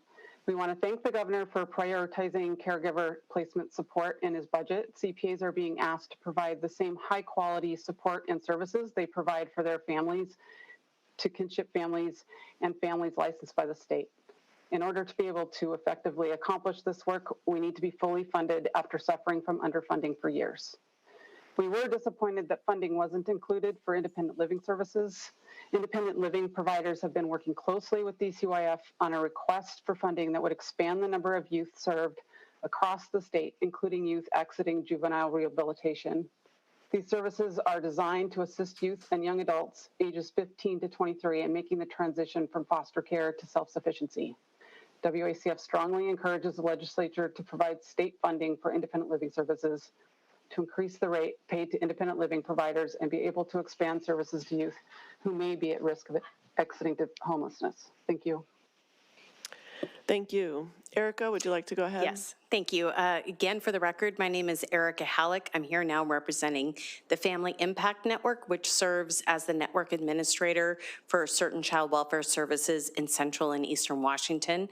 This includes family time, which involves coordination of visits between parents and children when that child is in out-of-home placement. Here to speak in support of the governor's proposal that the full scope of that contracted work be compensated. And while the rate increase that was provided last year really helped stabilize that network, it is also really important that their full scope of work be compensated. This includes time for missed visits and court reports, et cetera. Thank you. Thank you. Jeff Gomboski and Scott Sigmund, please come forward. And while they're doing that, can we get Jeff Clare? Good evening, Chair Rolfes and members of the committee. My name is Jeff Clare, and I'm the Regional Program Director for Olive Crest and also on the board of the Washington Association for Children and Families. We want to thank the governor for prioritizing caregiver placement support in the budget. Community-based child placement agencies like ours are excited to expand their critical and valuable services to all families in Washington State's child welfare system. In order to be able to effectively accomplish this work, we need to be fully funded. After suffering from chronic underfunding for years, being able to support caregivers is an important part of retention, placement stability, and timely reunification, and will lead to better outcomes for youth in foster care. Child placement agencies are being asked to provide the same high-quality supports and services we provide for our families to all families, including those licensed by the state, and especially for kin families. Of particular importance is increasing the licensing incentive payment child placement agencies receive for licensing a family, which includes valuable work with the family during the licensing process to ensure, among other things, they're sufficiently ready to receive a placement. Preparing families for serving these children and youth is critical and helps to promote placement stability and better outcomes for youth. Thank you for prioritizing vulnerable children, youth, and families. Thank you. Just want to remind Whitney Carlson and Michelle Thomas that you will be up after the two in-person testifiers. Jeff Gomboski. Good evening, Madam Chair, members of the committee. I'm Jeff Gomboski here on behalf of the Washington Healthcare Association, the State Association for Skilled Nursing and Assisted Living Facilities. We want to thank the governor for the substantial investments that he makes in our long-term care system, which has been ground zero of the COVID crisis in our state. In particular, we want to call out the investments related to direct care, indirect care, and annual rebates and enhanced funding for behavioral health services. The governor's budget builds off the excellent work that the legislature did last year. We believe that that investment will go a long way to ensure stable funding in our sector. Thank you for consideration. Great.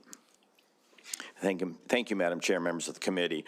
Scott Sigmund here today representing Leading Age Washington, the not-for-profit long-term care providers in Washington State. We would also like to thank the governor for including in his budget the majority of the items for skilled nursing facilities that were put forth in the DSHS decision package. It's important for skilled nursing facilities to have long-term fixes in their rate structure so they have predictability. These include a low-wage worker add-on, additional rebasing, and an occupancy adjustment that better recognizes the low occupancy that SNFs are facing today because of the workforce shortage. In addition, one of the items that wasn't included in the governor's budget is a recommendation by DSHS for an annual inflationary adjustment that would better recognize current cost. We believe that it's an important component to the SNF reimbursement system and would add additional predictability, and we'd appreciate if you include that in your budget. Thank you. Thank you. We're going to go to a few remote, but I would ask Shronda Salavana, Lindsay Gagnon, and Marcia Wright-Soika to please come forward and be ready to testify. Okay, and we will go to Whitney Carlson. Good evening, members of the committee. Thank you for the opportunity to testify today. My name is Whitney Carlson, and I am the Youth and Young Adult Services Program Director at Catholic Charities, serving Central Washington, based in Yakima and Richland. I am also the Vice President for the Washington Association for Children and Families. We were disappointed that funding was not included for independent living services in the governor's budget. Independent living providers have been working closely with DCYF on a request for funding that would greatly expand the number of youth that could be served across the state. By the state taking this crucial step of funding this work, additional youth in need of these critical services would now be eligible, including JR youth. IL services are child-specific. Providers can connect youth to services, including assisting youth to obtain housing so that fewer youth do not exit care to homelessness. We look forward to talking and working with you to ensure IL providers are able to serve more young adults with this important independent living program. Thank you for your time. Thank you. Michelle Thomas. Hi, I'm Michelle Thomas with the Washington Low Income Housing Alliance. Today, other on the operating budget, because this budget proposal will leave substantial shortfalls in funding for homeless services. The document recording fees are the primary way the state pays for homeless services, and funds have declined over several months.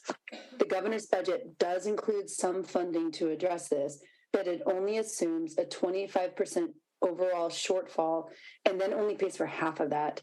We are hearing that the decline may be much greater than 25%, and only paying for half of the shortfall guarantees cuts to homeless services this year. When Washington is clamoring for all levels of government to do more to prevent and end homelessness, and when thousands of people are struggling to get out of the experience of homelessness, the last thing we should be facing are cuts to critical homelessness prevention services. Please pay for the full cost of the gap left by the document recording fee decline, and please carefully assess if a 25% downturn is the correct assumption. Thank you. Thank you. I don't see Shronda, Lindsay, or Marcia.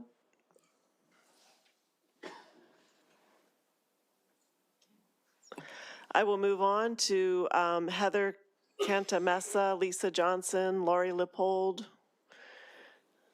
If any of you are here, please come forward. Jim Theophilus, Alicia Kingston, Jane Pack, you'll be next.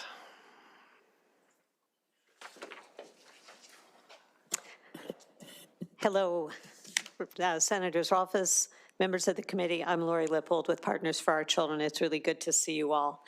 The governor's budget includes many items that are geared towards children, youth, and families, and for that, we're very grateful. They can't go through all of them, but here are some. Funding to help ensure that young people leaving state care are housed, that housing is not a barrier in terms of family reunification, and that placement into out-of-home care is prevented if housing issues are addressed. Funding for a state-funded guardianship assistance program and for the continuation of the Family Connections program. Funding to develop an implementation plan that will allow the state to end the practice of taking SSI and other benefits for young people in out-of-home care to pay for that care. And funding for a number of the priorities from the Children and Youth Behavioral Health Work Group, including a rate increase, however, that should be bigger.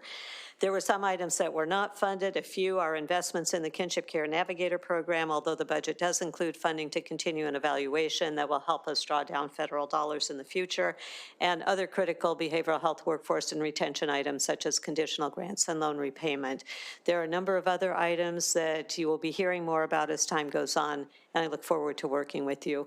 And if I might add, I think that Sharonda Sullivanoff and that team were planning on testifying remotely. And I believe they have links, but that was my understanding. We'll go back for. Thank you very much. Thank you. Could I just ask staff to look for the folks, Shronda, Lindsay, Marcia, Heather, Lisa, see if any of them are remote. Jim Theophilus, are you there? Yes, ma'am. Please go ahead. Good evening, Madam Chair and members of the committee. My name is Jim Theophilus. I'm the Executive Director of North Star Advocates. I'd like to highlight two items in the governor's budget we are grateful for. First is fully funding the Mockingbird family, an innovative and proven approach to deliver foster care. Secondly, an initial investment to launch the process for DCYF to stop taking SSI payments from children and adolescents in foster care, and major appreciation to the DCYF leadership for embracing this issue. Two items we hope to see in the final budget. First, the Office of Homeless Youth Prevention Plan calls for community-based prevention services so that young people and families get the help they need and deserve before being arrested, street involved, or major family disruption. Secondly, North Star Advocates is proud to partner with the Healthcare Authority to sponsor a program that ensures when young people have the courage to go to inpatient behavioral health treatment, they are rewarded with safe housing and supportive services when they get discharged. Currently, that population is 2/3 more likely to be homeless within 12 months than young people coming out of foster care or juvenile justice. It's a tragedy and a waste of our investment for behavioral health if we're not protecting it when they get out of treatment. Thank you so much. Happy 2023. Thank you. Michael Mira, are you here?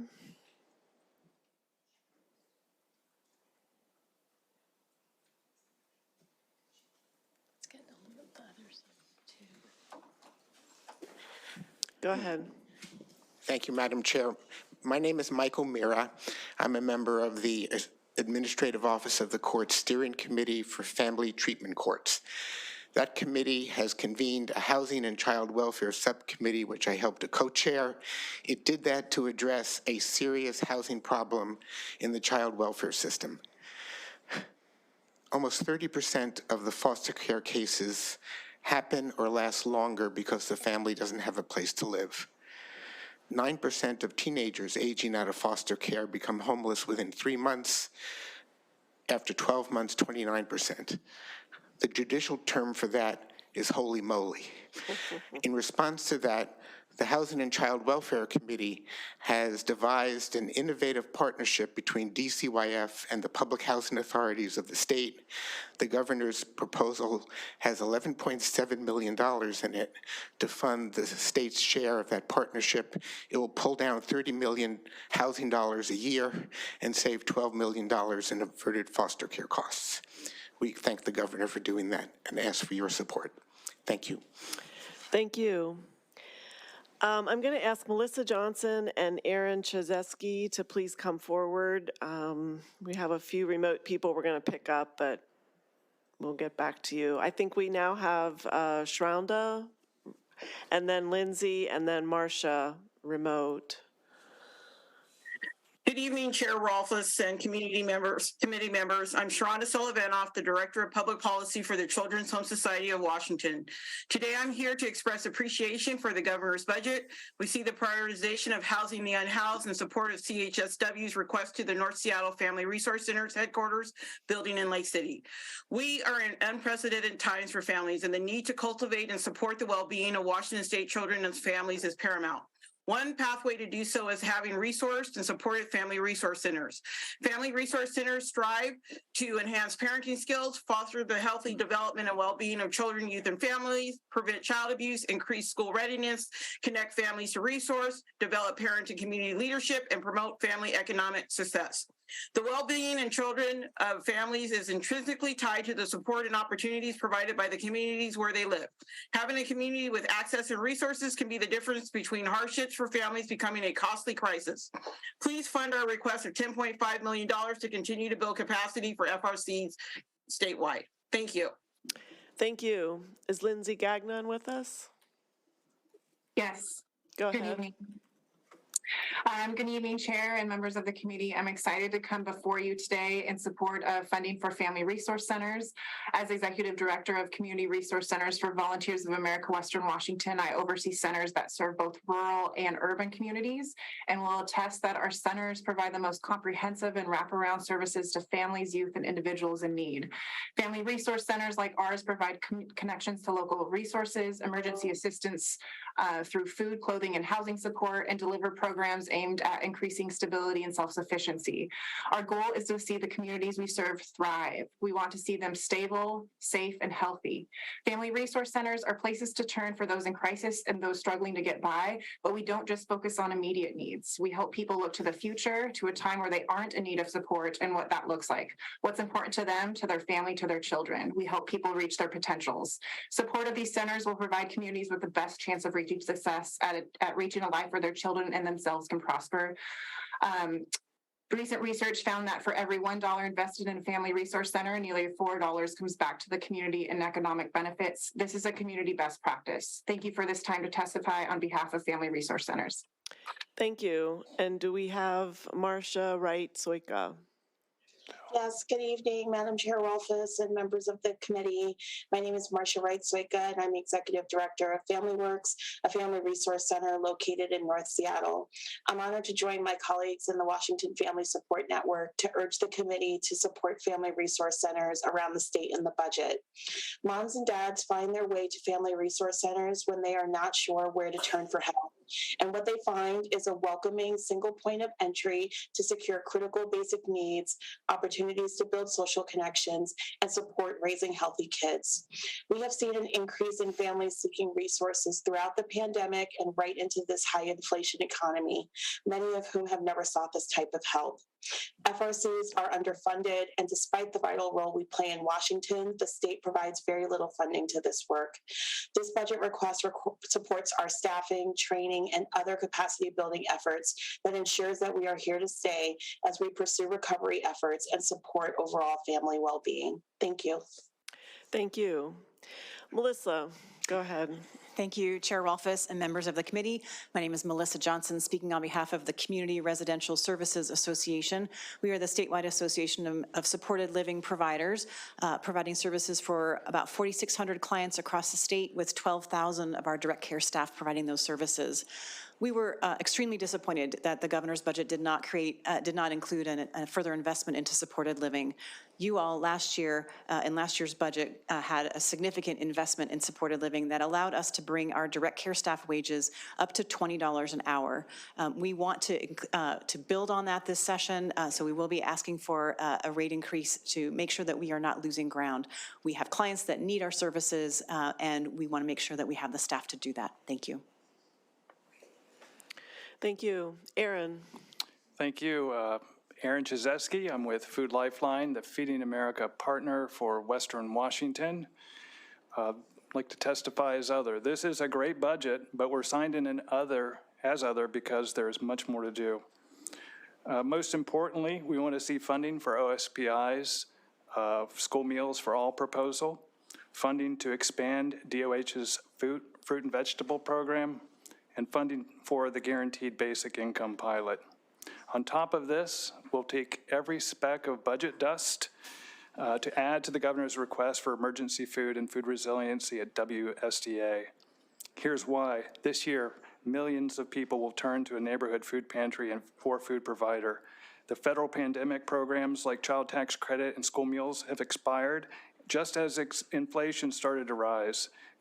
Families that have gotten back on their feet lost the ground that they have gained. Now food banks are seeing sharp increases in need that mirrors peak pandemic levels, but food banks are operating with 75% less food in inventory. Simply put, we need food right now while we work on policy investments to end hunger for tomorrow. Thank you. Thank you. Okay, we're now going to get several folks who are remote.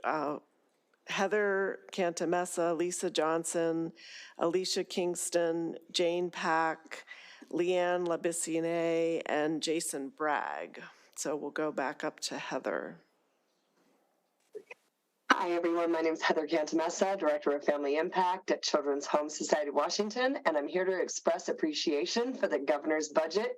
We see the prioritization of addressing the workforce shortages and ask you to consider adding a P4P budget request of $6 million to stabilize the program and the workforce that it generates. P4P is a peer mentor, education, professional training, and family reunification program that serves parents and their families navigating the child welfare system. We're grateful for the funding that we've received from the state legislature in 2015 and the additional funding in 2017 for statewide expansion. P4P has relied heavily on volunteers who have evolved into professionals. P4P is currently grossly underfunded. Out of 39 counties that it serves, it only has 2 coordinators that are receiving a livable wage, and that makes it difficult to retain quality and devoted parents, and we're not investing in developing the future leaders.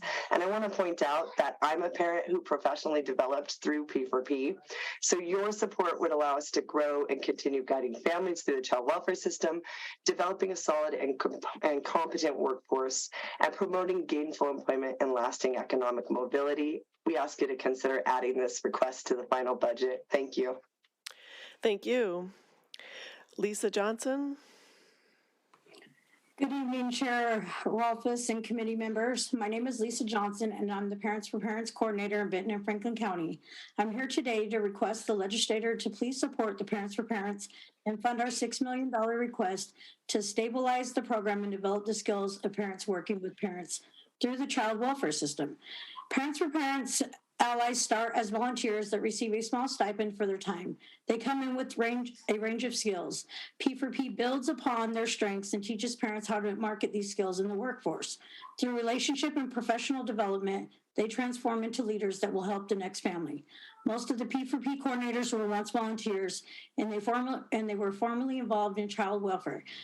They strive to become self-sufficient. Unfortunately, in my time as a coordinator, we have struggled to retain parents to work alongside and guide parents back to their children due to the low wages. As a consequence, we are not developing a pool of future leaders. We must be able to retain parents and support their development. The only way to maintain and build this program is by providing livable wages to families working with families. Please consider adding this request to your final budget. Thank you. Thank you. Alicia Kingston. Good afternoon. My name is Alicia Kingston. I'm an assistant managing attorney with the Northwest Justice Project's Eviction Prevention Unit. I am located in Spokane, and I support attorneys representing tenants throughout Eastern Washington. Recently, our office represented a single mother and domestic violence survivor who is being evicted.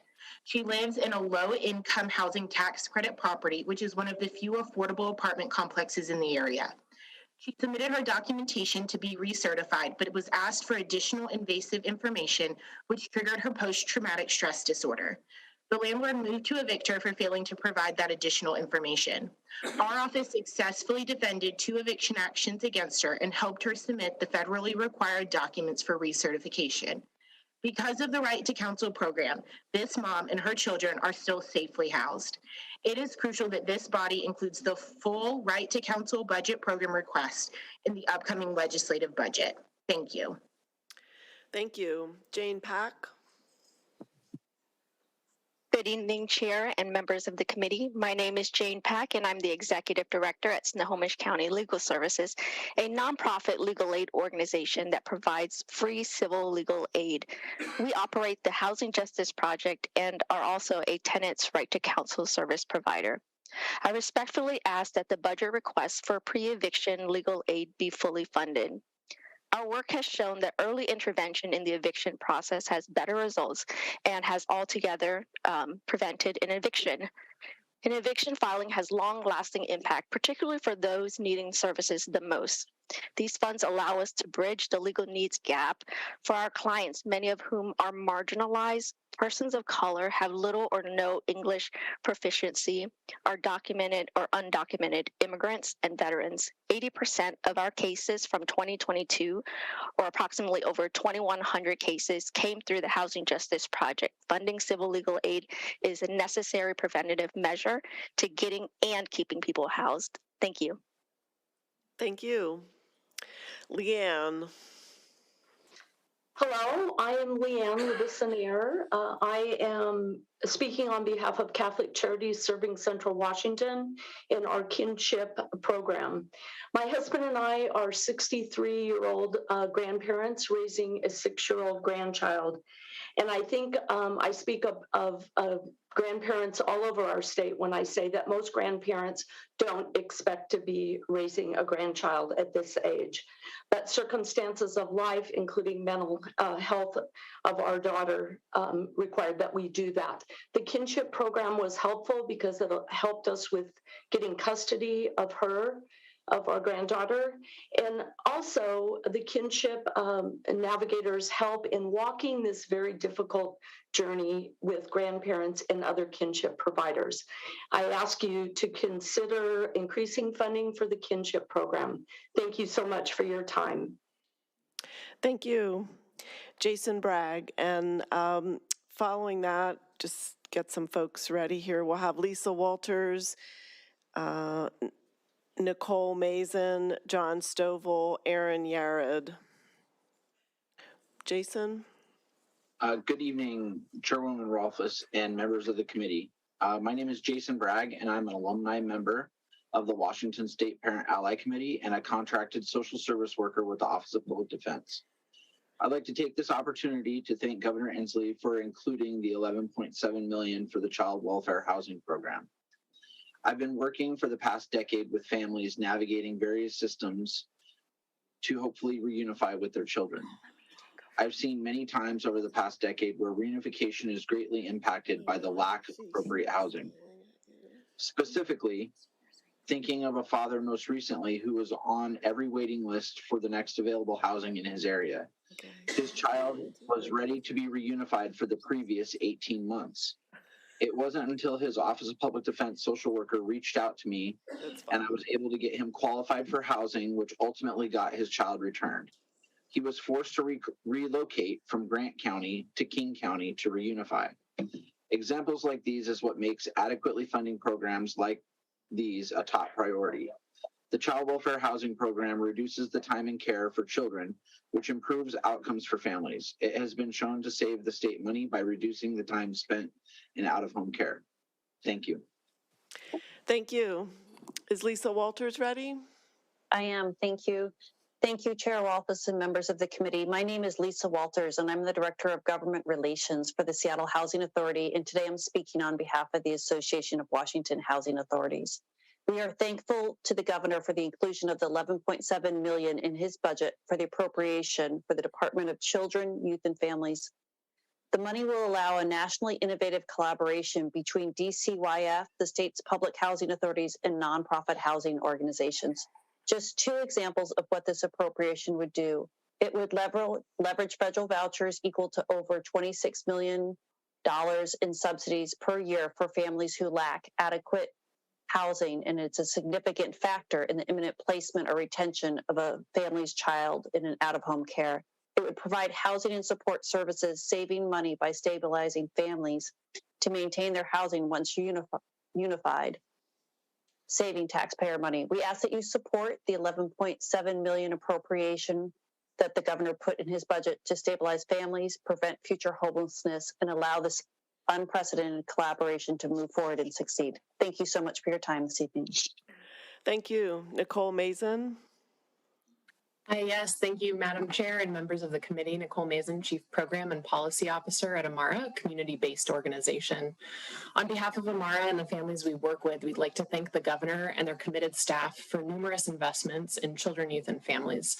Specifically, I'd like to highlight the inclusion of continued funding for the Family Connections program, which supported over 400 individuals across 10 counties in building parent and caregiver relationships that prioritize the needs of children and youth in the child welfare system. This level of funding will enable the program to operate in its current service area, and which includes counties both east and west of the Cascade Mountains. Thank you for considering this continued funding to support children and families. I would also like to thank the Governor's Office for the inclusion of the caregiver placement supports in DCYF's general operating budgets. This is important funding that will allow community-based organizations like AMARA to not only continue but also expand integral support to caregivers caring for youth in out-of-home placements and ultimately allow for greater service equity to families. So thank you for your consideration of this budget and for the opportunity to provide testimony on behalf of AMARA. Thank you. I'm going to call John Stovall next, and then we have Aaron Yared, Sean Latham, Brad Banks, and Samuel Martin. If you're here, you can come up and get ready after these folks. So let's go to John. Good evening. My name is John Stovall. I'm with the Washington Low Income Housing Alliance, signed in other. I remember 2016 was a really exciting and proud year for me. As a housing specialist at DESC, I helped over 60 people move out of chronic homelessness and into permanent supportive housing. Every day, my heart was really in that work, and my team was just like on fire. But as a frontline provider, I was living paycheck to paycheck, and it just wasn't sustainable for me to keep going in that role. So, like many of my peers, I eventually had to leave. So this is why I'm asking you to fund a permanent 6% administrative increase for homeless service provider contracts to stabilize our homelessness workforce. Frontline staff are often working class renters, often coming from poverty or homelessness themselves. And when wages can't retain staff, our critical outreach workers and case managers leave for other sectors, impeding progress towards housing, creating higher caseloads, and contributing to burnout across the board. So while Governor Inslee's budget only funds a 2.8% increase, I'm asking you to fund a 6% increase to stabilize our still essential homelessness services workforce. Thank you. Thank you. Aaron Yared. Yes, good evening, Chair Rolfes and members of the committee. My name is Aaron Yared, and I am the Senior Housing Policy Specialist at Building Changes. We are a statewide nonprofit organization focused on children, youth, and families experiencing homelessness. Thank you for the opportunity to testify in support of the governor's proposed operating budget. We greatly appreciate the governor's investments in homelessness supports, education, and health, particularly the $1.3 billion in proposed investments in homeless and housing initiatives. We also hope that the final budget will include more funding for a small budget increase we will be requesting for the Washington Youth and Families Fund to continue helping local organizations create flexible, data-driven strategies tailored to meet people's individual needs to equitably address homelessness, as well as a small budget increase which we will be requesting for the Homeless Student Stability Program to improve education and housing outcomes for students and families experiencing homelessness. Both of these programs have existed in Washington for some time and have consistently produced positive outcomes for children, youth, and families experiencing homelessness. And we will be asking to increase both of their funding levels to $10 million each to continue this good work. Thank you for your time. Thank you. Sean Latham. Good evening, Chairperson Rolfes and members of the committee. My name is Sean Latham from Lacey 22nd District and Director of Allies in Advocacy, a DD self-advocacy and civil rights organization. I'm signed in as other on the governor's budget proposal. Allies is for the rate increases for DD employment, education, and home and community providers, and we ask that includes supported living providers. In order for us, people with disabilities, to stay independent, we have to make sure our provider workforce is adequate. We are also for the many housing items that helps people get into safe and accessible housing. Our only concern in the proposed budget is still the state's reliance on institutional housing and services. We believe that money is better spent in the community. Thank you. Thank you. I would ask Rob Huff, Jeanne Mitchell, Rachel Myers, and Julie Patino to be ready to testify, and we'll go to Brad Banks, who's here in the room with us. Thank you, Senator Robinson, and good afternoon, or good evening, I guess. Chair Rolfes, members of the committee, Brad Banks here on behalf of Washington's Home Care Coalition. We are a coalition made up of Medicaid home care agencies from across the state here in support of the governor's budget. As many of you, I think, know, the Washington Rate Setting Board worked diligently over the interim to develop some really strong recommendations, both for the labor and administrative sides of the home care system. We were delighted to see that the governor accepted and fully funded those recommendations as they came from the board, and we would ask that as you're developing your budget, you would carry those investments forward. Thank you. Thank you. Samuel? Awesome. Thank you, Senator Robinson and Chair Rolfes and members of the committee. My name is Samuel Martin, and I'm the lobbyist for the Washington Coalition for Homeless Youth Advocacy, a coalition of providers, funders, and advocates dedicated to improving lives of youth and young adults who experience homelessness.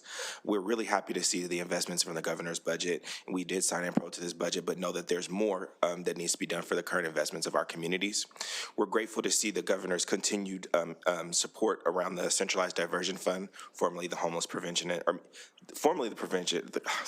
currently the Homeless Prevention and Diversion Fund, which is operated to house hundreds of young people throughout the state, and to do so for less than $2,000. We also would like to see we would like to see an increase of the 10% of goods and services within the Office of Homeless Youth.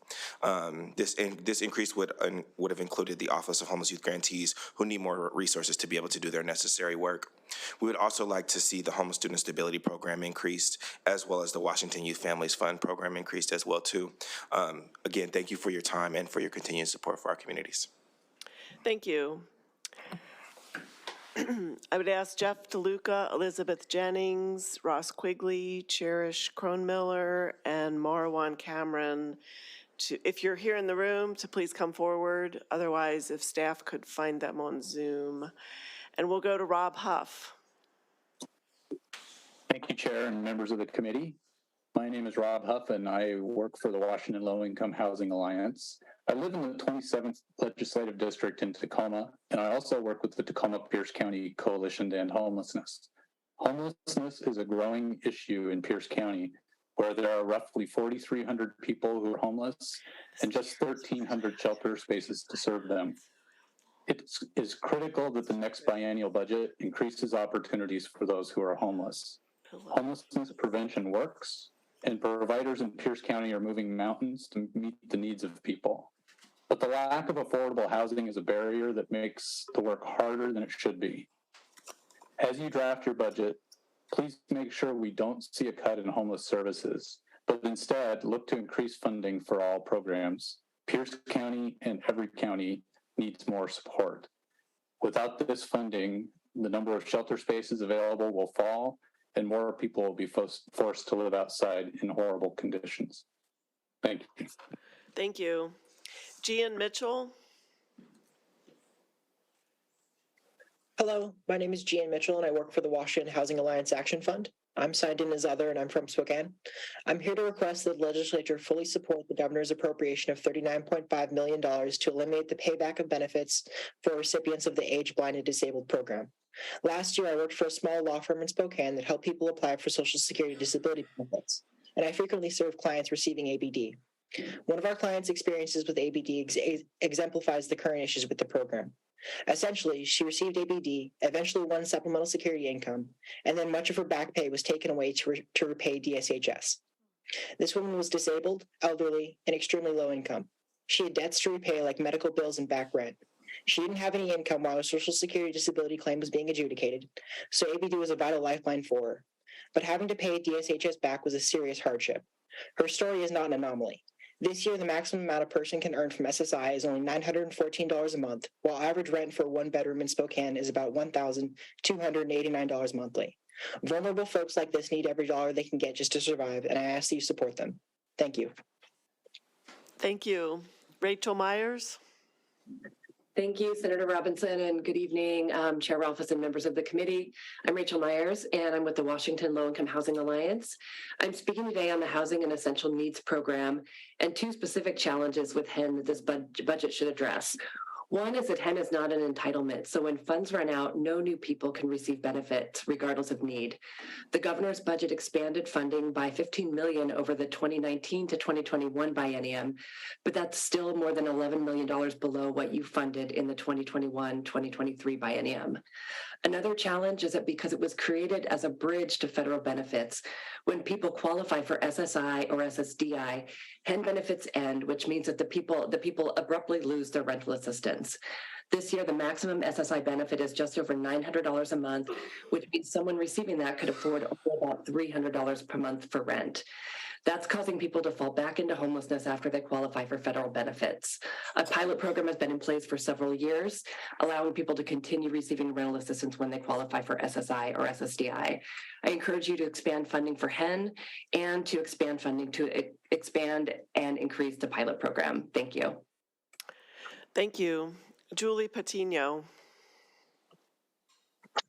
Good evening, Chair Rolfes and committee members. My name is Julie Patino, and I am the Executive Director of Away Home Washington. We're a statewide organization that supports community-based systems change to prevent and end youth and young adult homelessness for the estimated 13,000 to 15,000 unaccompanied young people in this state experiencing homelessness. We applaud the continued commitment and increased prioritization of addressing homelessness and its reflection in this budget. I'm here to highlight continued support for youth and young adults experiencing homelessness. We were happy to see continued investment in the Anchor Community Initiative that is now operational in 10 rural and urban Washington communities and serves to bring all the public and nonprofit partners together with young people to engage in real-time data-driven systems change that demonstrably prevents and ends homelessness. The ACI has seen great success in places like Walla Walla, where in the past year, 60% of homelessness has been reduced. We're also grateful to see that the governor has included the Centralized Diversion Fund, now the Homeless Prevention and Diversion Fund. We ask that the governor increase and the budget increase from $1 million to $5 million to reflect utilization and geographic coverage of this important fund. Thank you. Thank you. Have we found Jeff DeLuca?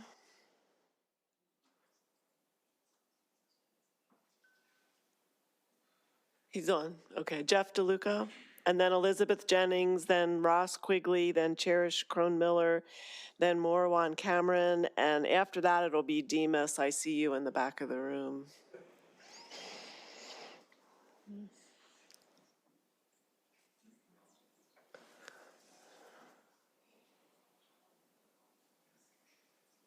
Oh, Chair Rolfes, members of the committee, can you hear me? Yes. Great, thank you so much. Great to see you all. My name is Jeff DeLuca, Executive Director of the Washington State Community Action Partnership, the State Association for Washington's 30 community action agencies, serving poor and low-wealth families and communities in every single one of your districts. I'm here today to highlight our strong support for the governor's investments in weatherization and utility assistance, and also to ask you to add $15,450,000 to continue our state's first in the nation match to the Federal Community Services Block Grant we received through a proviso in last year's supplemental budget. The special focus of these historic proviso funds on BIPOC and rural communities is both increasing access to our traditional services and unlocking new partnerships with other grassroots organizations and small businesses that need technical assistance and capacity building support to break down and transform systems of poverty at a very local level. My fellow panelists will give you a few examples of some of these early successes in hopes that you'll continue this investment in community action. Thank you. Thank you. Elizabeth Jennings? There's no Elizabeth and no Ross tonight. Okay, thank you for that. So, Cherish?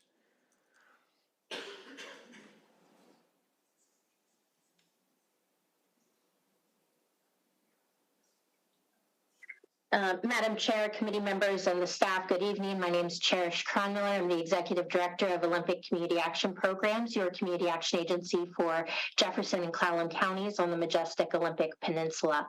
I'm here in support of continuing Washington's historic community services block grant match funding, which was excluded in the governor's budget. Washington was the first state to match federal CSBG funding 1-to-1, and we did so with unique and intentional equity focus.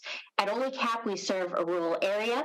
We put these dollars to work by increasing wages in an attempt to reach a livable wage for our staff. CSBG helps fund one of the only adult daycare and respite programs on the peninsula that focuses on memory loss. And CSBG helps support our West End job lift, getting workers to remote areas to jobs from Forks to Nia Bay. We have strict accountability measures, and our impact is quantifiable. Please continue Washington's CSBG match funding with a $15.45 million proviso for the biennium. Thank you. Thank you, Marwan Cameron, and then it'll be Demas, and then a long list of remote. Patricia Hunter, Mindy Woods, Laura Ellsworth, Peter Shapiro. Marwan. Good evening, Madam Chair and Committee. My name is Marwan Cameron. I'm the Executive Director of the nonprofit Gather Together, Go Together here in Kitsap County. I'm asking the legislature to please continue Washington's historic CSBG matching funding, which was not included in the governor's budget. Last session, Washington enacted a 7.3 proviso to support the community action agencies across Washington to deepen their impact, especially in historic de-invested BIPOC and rural communities. This first-in-the-nation investment made Washington the first state to match federal CSBG funding 1-to-1, and we did so with a unique intentional equality equity focus. At G2, we are working hard to put these dollars at work. My organization provides transportation, food, information, and case management. Homelessness continues to grow, and many individuals and families continue to lose this battle to keep up. Many are struggling with rent. Even after the eviction assistance program, they're falling behind. Many do not have adequate and often no transportation options to go to work, doctor's appointments, etc. They are unable to pay their utility bills and can't afford the skyrocketing cost of food. Please continue the Washington CSBG match funding with the $15.45 million proviso for the biennium. Thank you. Thank you. Demas Nestorenko. Good evening, Chair, members of committee. My name is Demas Nestorenko. I'm speaking on behalf of SAU 775, testifying in support of the governor's proposed budget. Home care workers support fully funding the home care rate to rise wages and expand benefits to include dependent health insurance and starting wages of $21 an hour. We're in a care crisis where seniors and people with disabilities are waiting months without care because there is not enough caregivers in the workforce. We need full funding for the home care rates as a step toward addressing this workforce shortage. Now, in nursing homes, the governor made a good start by providing significant funding for nursing homes. The legislation can improve on this allocation by advancing and funding policy legislation to sustain and update the rate system to catch up with cost and continue to invest in low-wages workers. We support funding and policy change to implement annual rebates and inflation adjustment. Thank you. Thank you. Patricia Hunter. Good afternoon, Chair Rolfes and members of the committee. I'm Patricia Hunter, the Washington State Long-Term Care Ombuds. We have the federal and state mandate to protect and promote the rights of residents and their well-being.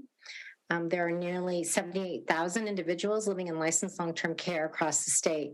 I'm here today to express my deepest appreciation to Governor Inslee for his proposed investments in the Long-Term Care Ombudsman Program. The Institutes of Medicine recommends that we have one full-time ombudsman for every 2,000 residents, and we are currently at 58% of that staffing recommendation. The investments proposed by Commerce, Over the next 6 years, we'll bring the office up to full strength and ensure that we're able to fulfill our obligations to residents. I know you have many choices ahead of you this session, but I hope that you will include this critical funding for long-term care residents. Thank you, Madam Chair. Thank you. Mindy Woods is not able to be here, so we'll have Laura Ellsworth, followed by Peter Shapiro, Eric Jensen, Sheila Babb Anderson, Amanda DeShazo, and Julie Clark. Laura? Yeah, hello, members of the committee. My name is Laura Ellsworth, and I work for Council for the Homeless in Vancouver. I'm testifying other.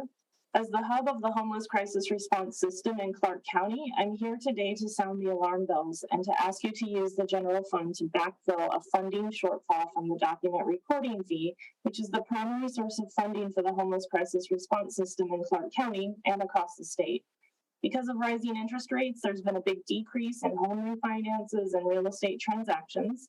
And the governor's budget asks for half of what is needed to fill that shortfall, but the full anticipated shortfall is expected to be about twice that much, so thus the alarm bells. Cuts will be deeply felt by our community by both housed and unhoused people. Can you imagine having to tell a caller in crisis looking for emergency shelter or housing assistance? Sorry, I just can't help you. There isn't enough funding. This level of budget cuts will result in more people falling into homelessness, staying homeless longer, and will increase the amount of people living unsheltered on the streets. Please fully backfill the document reporting fee shortfall. Thank you. Thank you. Peter Shapiro.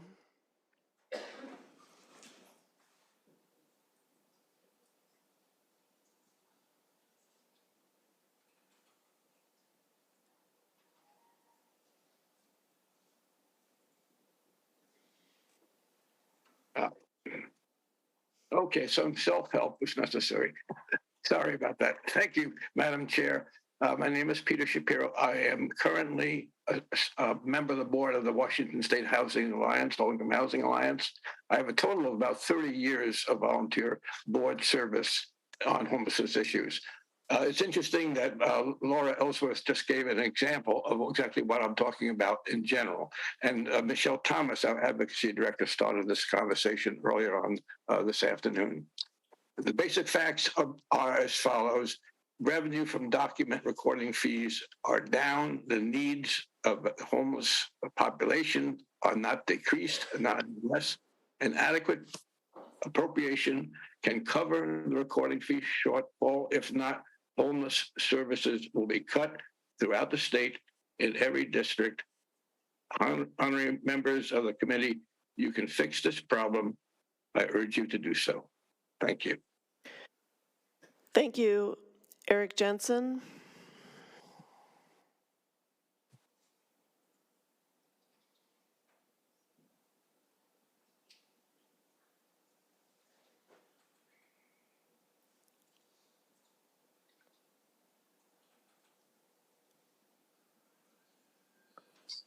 Hello, can you hear me? Yes.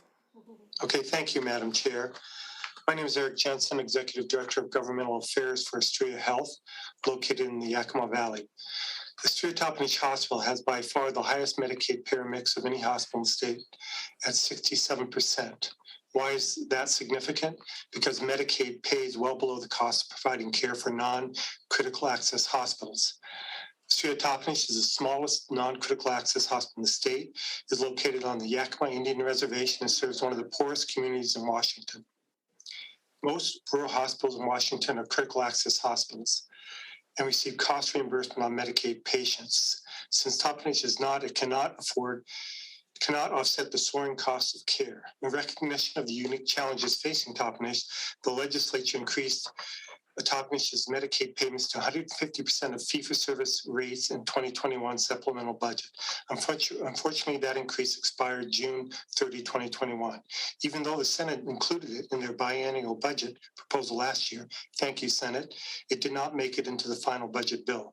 Astoria-Toppenish's financial situation has deteriorated dramatically since then and is projecting 2022 losses of over $1 million.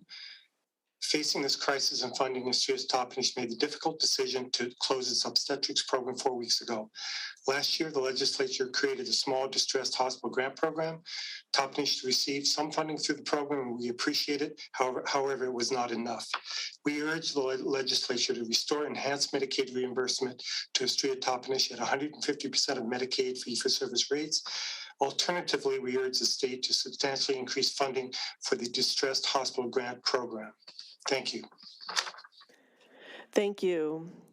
Sheila Babb Anderson will be next. I also would like to ask Michelle McDaniel, Tim Sullivan, Angela Kramer, Brad Forbes, Diana Sullivan, and Heather Moss to get ready. That will be the last of the Human Services folks. So Sheila. Thank you. Hello, my name is Sheila Babb Anderson, and I'm with the Campion Advocacy Fund. Thank you, Chair Rolfes and members of the committee for the opportunity to comment on the governor's operating budget proposal. We are so excited by the strong funding included for homelessness services, and we want to thank the governor for recognizing the need to backfill the shortfall from the document recording fee.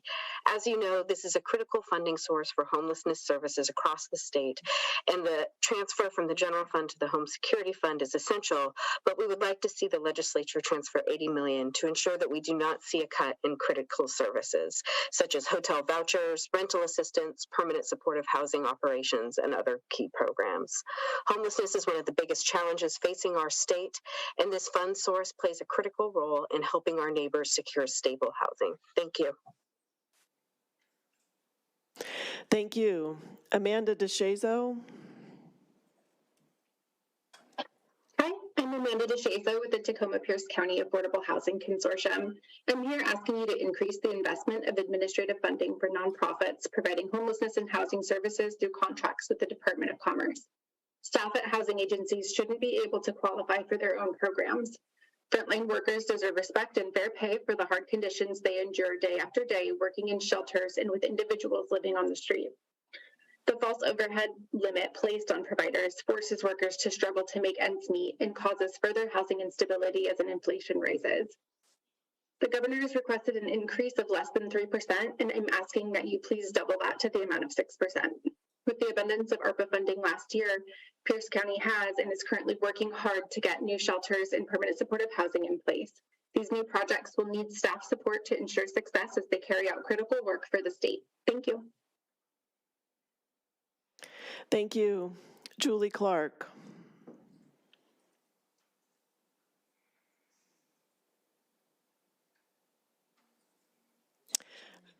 She's not here. We will go on to Michelle McDaniel. Hello, and my colleague, Tim Sullivan, if that's okay, will speak first. Thank you. Hi, I'm Tim Sullivan. I'm the 2-1 State Director, and I'm here on behalf of 2-1 to request a budget increase of $8.4 million above the governor's $2 million proposal, which is actually a $1 million reduction from our $3 million budget in 2021-23. Since the launch of 2-1, we've served over 5 million state residents. Just last year, we saw an increase of over 50%, or have over the last 2 years, and 145,000 of those calls, which is 11% increase, is just housing and homeless related services for people seeking those. We also maintain the most comprehensive database of resources in the state with over 17,000 resources to help people get connected to services.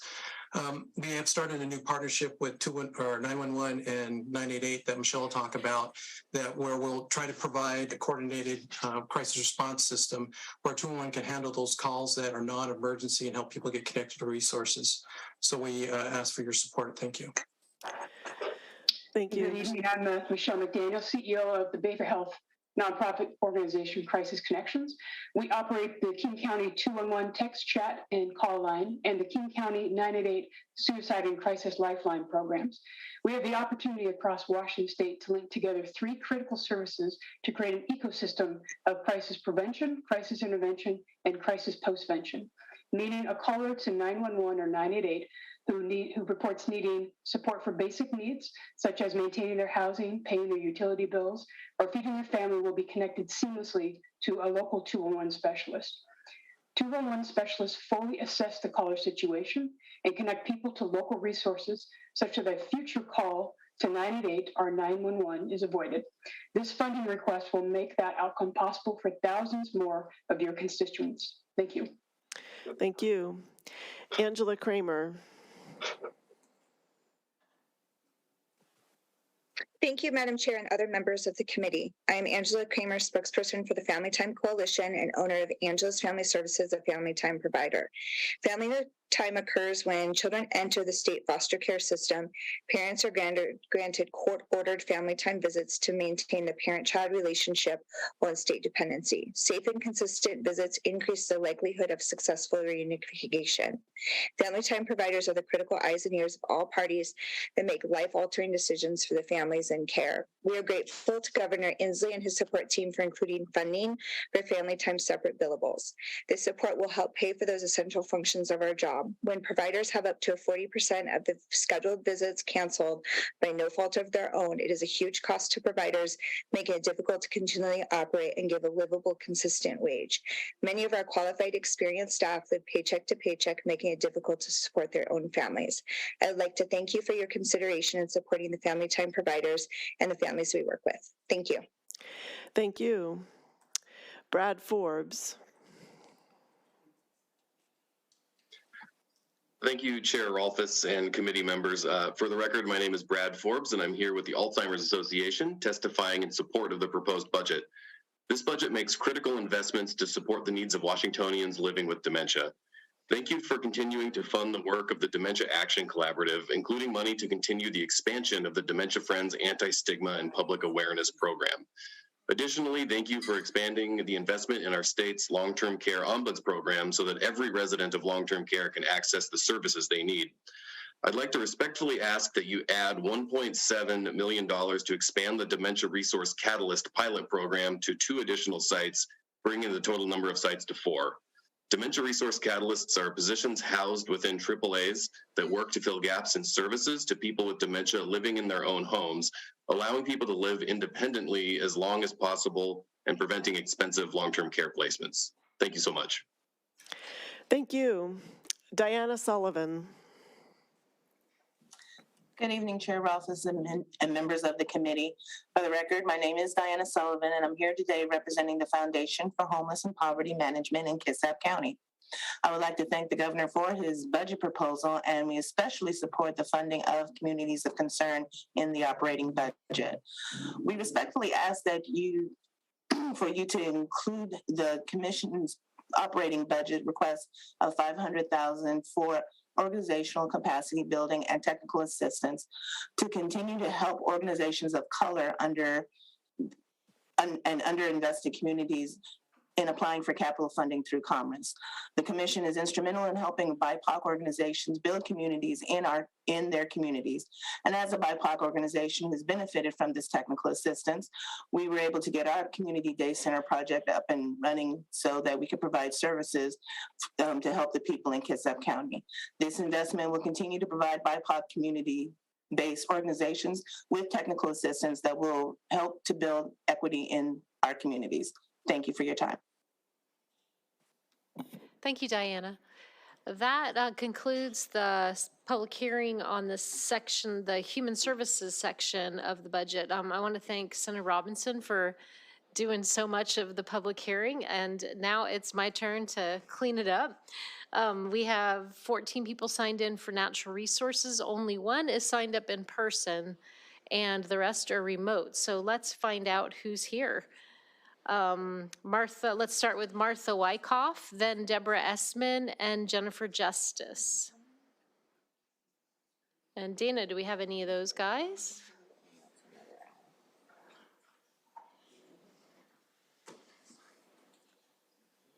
Go ahead. Am I up? You're on. Yep. Thank you, Chair Rolfes and honorable senators, for a chance to speak for the full funding at $2.8 million for the operations and management of the Teanaway Community Forest. For the record, I'm Martha Wyckoff, and I'm a volunteer dedicated to the stewardship of the community forest. My husband and I operate a Timothy Hay operation, a business in the Kittitas County. I appreciate Governor Inslee's proposed funding level for the continued support of the Teanaway Community Forest and the Klickitat Community Forest. However, I'm testifying for the need for full funding of the DNR.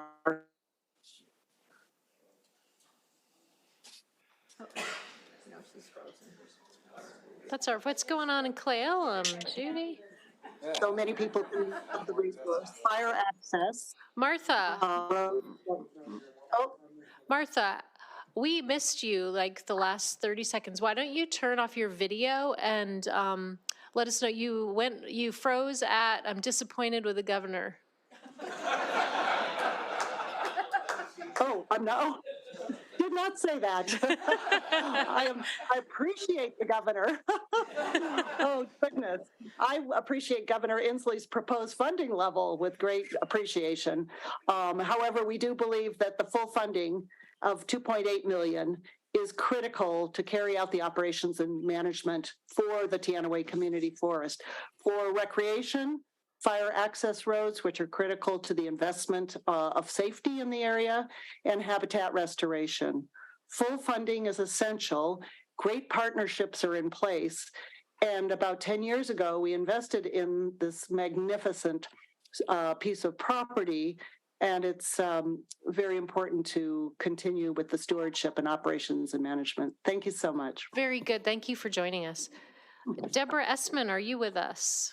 I am. Good afternoon, and thank you, Chair Rolfes and honorable members of the committee. I appreciate the opportunity so much to speak to you today regarding funding of the Teanaway Community Forest. My name's Deborah Essman. I have lived in Kittitas County for 34 years and have been an active volunteer committee member of the Teanaway Community Forest for the last 10 years. I'm here to ask the legislator to provide full funding of $2.8 million for the Department of Natural Resources for operations and maintenance of the Teanaway Community Forest. I thank the governor for his proposed $1.5 million in his budget, but want to urge you to fund at the full $2.8 million. That $2.8 million is critical for the Department of Natural Resources to continue implementing plans for recreation, including trails and campground development, road maintenance, and restoration for fish and wildlife, which includes fish passage and fire resiliency and working lands. Thank you for your consideration. Thank you for joining us, Deborah.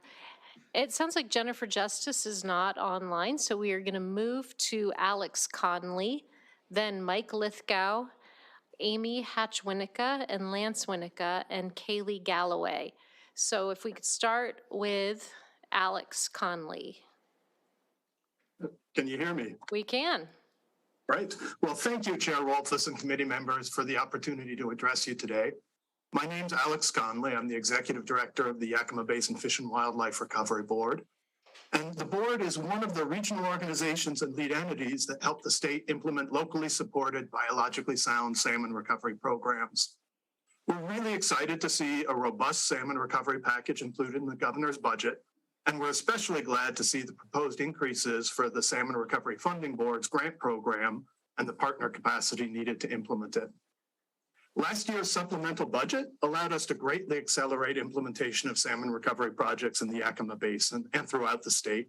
And we're excited to be able to continue to increase our ability to get these key projects on the ground in the next biennium. Investing in the Surfboard grant program, it really is one of the very best ways to do that and to get salmon recovery on the ground. So as the session moves forward, do let us know if you have any questions about our perspectives on the salmon recovery elements of the governor's budget. Thanks. Great, thank you for that offer. Next, we had Mike Lithgow. We don't think he is with us, but if he shows up, we'll pull him back in. Amy Hatch-Winnica.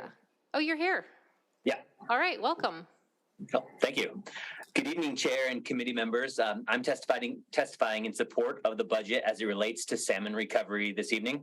My name is Mike Lithgow, and I work for the Kalispel tribe in Northeast Washington, and I'm the chair of the Washington Salmon Coalition.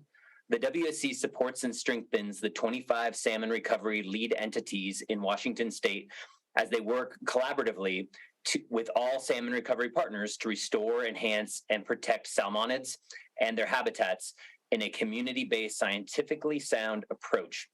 We want to thank you for your continued support for salmon recovery in Washington.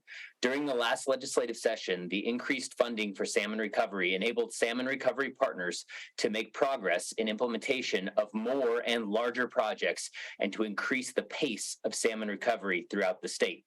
During this legislative session, the Washington Salmon Coalition urges you to continue the increased investment in salmon recovery efforts statewide.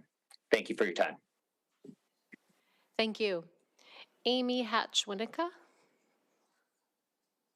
Good evening, Madam Chair and committee members. My name is Amy Hatch-Winica, and I'm here representing the Deschutes Salmon Habitat Recovery Lead Entity. As Mike mentioned, there are 25 lead entities throughout the state. The primary role of a lead entity is to gather the tribes, federal and state agencies, local municipalities, conservation districts, nonprofits, regional fisheries enhancement groups, and landowners to use science as the foundation of their decisions around what projects are best to protect and restore habitat for salmon. Today, I'm here to share support for the governor's budget and the investments into salmon recovery outlined therein. Lead entities represent the backbone of the community-based approach to salmon recovery as we bring together science and local knowledge to benefit both the fish and local communities. Lead entities are small organizations that facilitate complex conversations that enable the implementation of salmon habitat recovery projects of all sizes. Projects of every size require many cups of coffee to enable their implementation on the ground, and lead entities are the forum where many of these conversations occur. We support the governor's proposed salmon recovery and capacity investments and look forward to continue these discussions through the session. Thank you. Thank you, Amy. Is Lance joining us? He isn't, but Kaylee is going to be here instead. All right, Kaylee, welcome. Good evening, Chair Rolfes and members of the committee. My name is Kaylee Galloway, and I'm here representing the Regional Fisheries Coalition. The Regional Fisheries Coalition comprises Washington's 14 regional fisheries enhancement groups, independent nonprofits who are some of the state's largest sponsors of habitat projects for threatened and endangered salmon and steelhead populations. Today, we are here to share our support for the governor's budget and the investments into salmon recovery. Regional fishery enhancement groups are a critical salmon recovery partner, and the state's continued investment in programs and projects is key to improving salmon habitat and increasing salmon populations. Regional fishery enhancement group receives state and federal funding that gets leveraged 8-to-1. We are small organizations that carry out complex projects, and if more projects are to be funded, we will need even more capacity funded to carry out Washington's salmon recovery needs. We support the governor's proposed salmon recovery investments, including attention for riparian habitat restoration and correcting fish passage barriers. Thank you for supporting our work, and we urge you to continue progress and support these proposed investments. Thank you. Thank you, Kaylee. Next up is Lucas Hall, and then it will be Sean Egan. Then Isaac Castema, if you can come up, then Tom Salzer and Samantha Bruger. Get ready. So, Lucas. Chair Rolfes and members of the committee, thank you for the opportunity to testify. My name is Lucas Hall, and I'm the Director of Projects at Long of the Kings, a salmon conservation nonprofit. I'm here to support funding for salmon and steelhead recovery in the governor's budget. These species are essential to our environment, culture, identity, and tribal treaty rights. Unfortunately, despite hard-fought progress, most of Washington's salmon populations are far from reaching our recovery goals and face a narrowing window for survival in the face of climate change. People are the backbone of our salmon recovery effort, which is why it is essential for our operating budget to support natural resource agencies, lead entities, and RFEGs. This is so we may increase the pace of our salmon recovery effort and preserve it for future generations. I'd like to specifically thank the legislature for supporting fish passage at the Hood Canal Bridge, where 50% of juvenile steelhead die passing the bridge. This is our state fish, and the mortality rate is high. At this single obstacle is similar to all 8 dams and reservoirs on the lower Snake and Columbia rivers combined. Your investments here support collaborative science-based approaches to tackle this environmental threat. I hope you continue to support this work as outlined in the governor's budget. Thank you. Thank you, Lucas. Sean.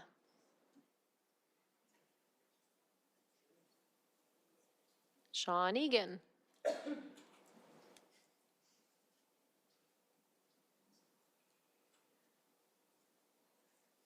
All right, we'll come back for Sean, and let's Isaac. Welcome. Good evening. Thank you for attending my birthday party. It's a hoot. Yeah. Isaac Castema on behalf of Clean and Prosperous Washington. This is the first budget bill to incorporate revenue from the state cap and invest law. And the governor's operating budget, we want to highlight a couple priorities. The Northwest Seaport Alliance Zero Emission Truck Pilot Project. There are significant investments in fueling infrastructure and passenger vehicle incentives, and support for the permitting process for cleaner manufacturing facilities. Going big in concentrated sectors can be catalytic. For example, most medium and large dairies in the state of California now have digester capture systems because of meaningful incentives, and that has been a big new revenue stream for them. As you consider new revenue, we'd like you to look at going big also in heavy duty and medium duty trucks. If you were to look at California, they're putting about $300 million a year into that sector alone. For a relative scale. So we look forward to working with this committee to discuss directing cap revenues in ways that help businesses and consumers manage costs while meeting obligations to tribes, overburdened communities, and adaptation as specified in the law, and some other items like sustainable aviation fuels that didn't make it into the governor's budget. So thank you very much. Thank you, Isaac, and happy birthday. Thank you. I hear Sean Egan is back or with us. I am, Madam Chair, and thank you for the opportunity to testify. I am Sean Egan. I'm here today on behalf of the Northwest Seaport Alliance, the partnership between the ports of Tacoma and Seattle for the joint management of marine cargo operations. We have two items associated with the governor's proposed operating budget that we would like to highlight. First, we really appreciate the state investment last biennium in the Quiet Sound program, and we would encourage renewed funding in the upcoming biennium. This state program reduces vessel noise impacts on southern resident killer whales. The Seaport Alliance is one of other financial contributors to the Quiet Sound program, and we would ask that budget writers continue the state portion of funding to this important environmental initiative. Secondly, we agree with Isaac and support the governor's proposed $6.3 million appropriation for the Seaport Alliance's zero-emission truck demonstration project found on page 41 of the budget. Our hope is that this demonstration project would inform a more thoughtful, long-term statewide program into the future. We ask for your support in keeping this program, and again, thank you for the chance to testify tonight. Thank you for joining us online. Tom Salzer. All right. Good evening, Chair Rolfes and members of the committee. My name is Tom Salzer, and I'm here in support of the 2023-25 operating budget proposed in Senate Bill 5187. As Executive Director of the Washington Association of Conservation Districts, I'm honored to represent all 45 districts in Washington State. WACD strongly supports proposed funding for the Conservation Commission and all voluntary conservation programs. Your support is crucial in helping conservation districts put more conservation on the ground.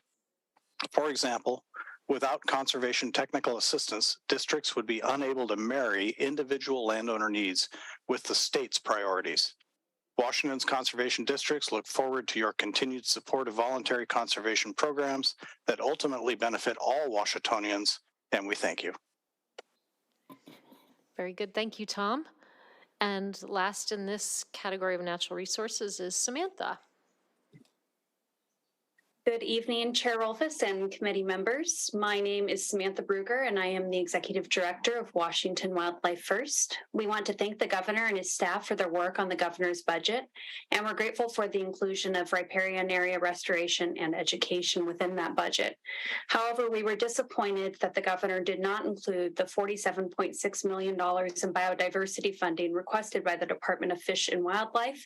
We believe this funding is essential to ensure the department prioritizes protecting our fish and wildlife from the dual crises of biodiversity and climate change. We hope that you will include it in your budget.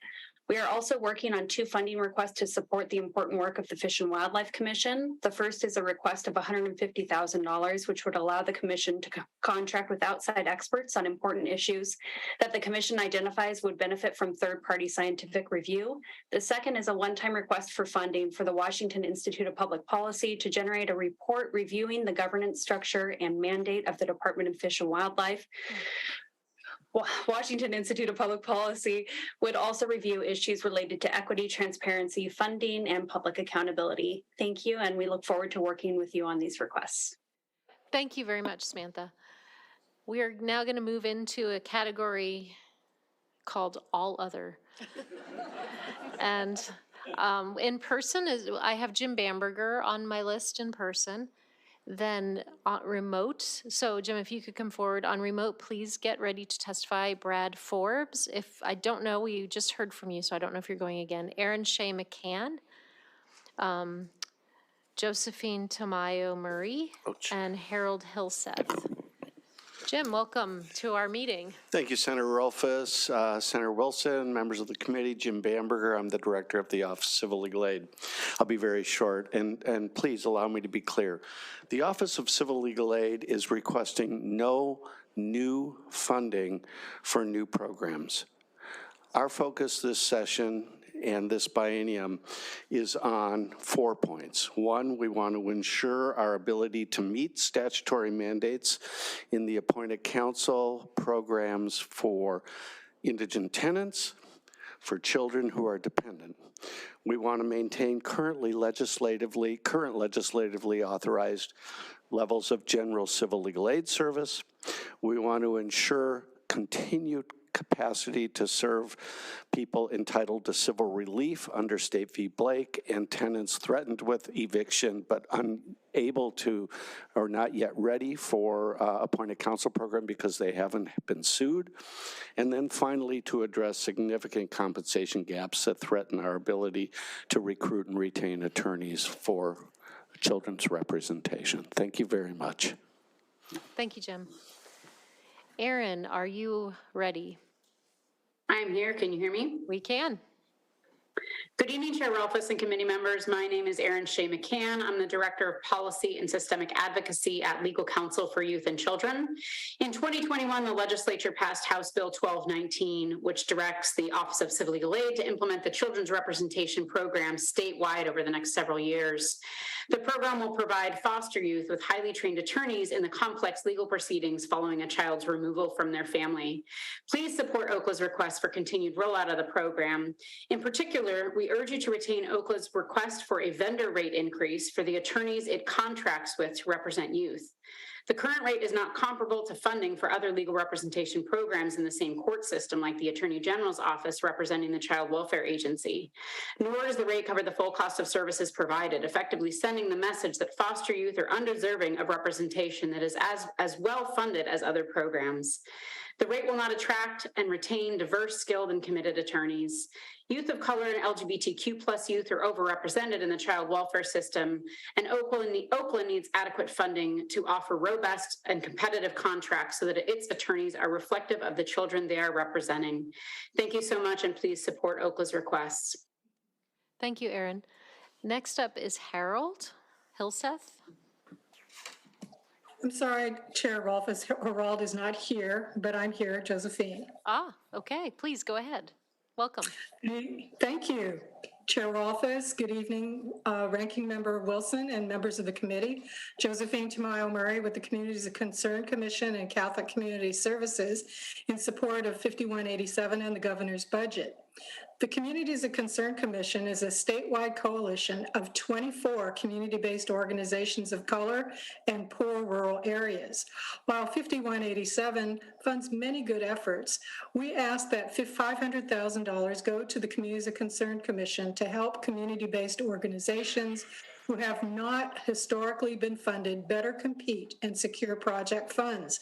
This past year, with your support, the Commission had 7 capital projects, either fully funded, have a groundbreaking, in construction, rent up, open for services, and expand operations. The Commission really appreciates your confidence in us and community-based organizations to build and preserve self-determined capital assets in our respective communities to reduce poverty. Thank you. Thank you, Josephine.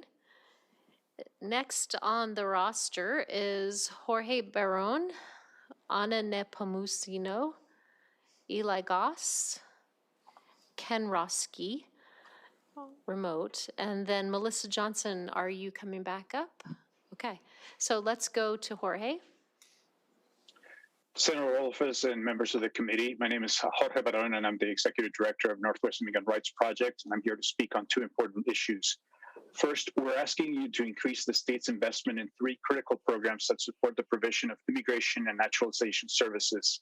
the Washington New Americans Program, the DSHS Naturalization Program, and the Legal Support and Community Safety Program in the Department of Commerce. We appreciate that the governor's budget does provide funding for these programs. However, each of these programs serves only a fraction of the people who need assistance, and the demand for these services has grown significantly in the past 2 years as our state has welcomed thousands of new residents fleeing conflict and persecution in Afghanistan, Ukraine, and many other regions around the world. Last year, recognizing this growing need, you and the legislature added $2 million in additional funding to support these urgent efforts. We were disappointed that the governor's proposed budget did not include the continuation of this additional funding at a time when the need continues to grow. We're therefore asking you to continue the funding you added last year and further increase investments for each of these programs, and we'll provide the details in writing. And lastly, I want to express our organization's support for the additional call for funding presented by the Washington State Coalition of Domestic Violence regarding services from crime victims. Thank you. Thank you. Anna.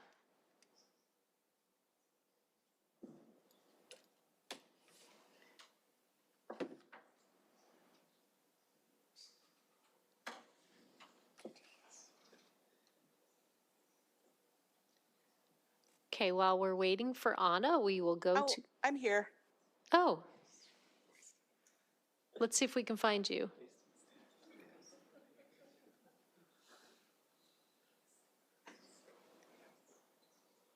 What do you think, Dana? I'm on the panel. There you are. We see you. Yeah. Okay, Welcome. great. Thank you. Go ahead. Okay, great. Thank you, Chair Rolfes and committee members. I'm Anna Nepomuceno, Public Policy Director for NAMI Washington. I want to thank the governor for his continued investments in behavioral health.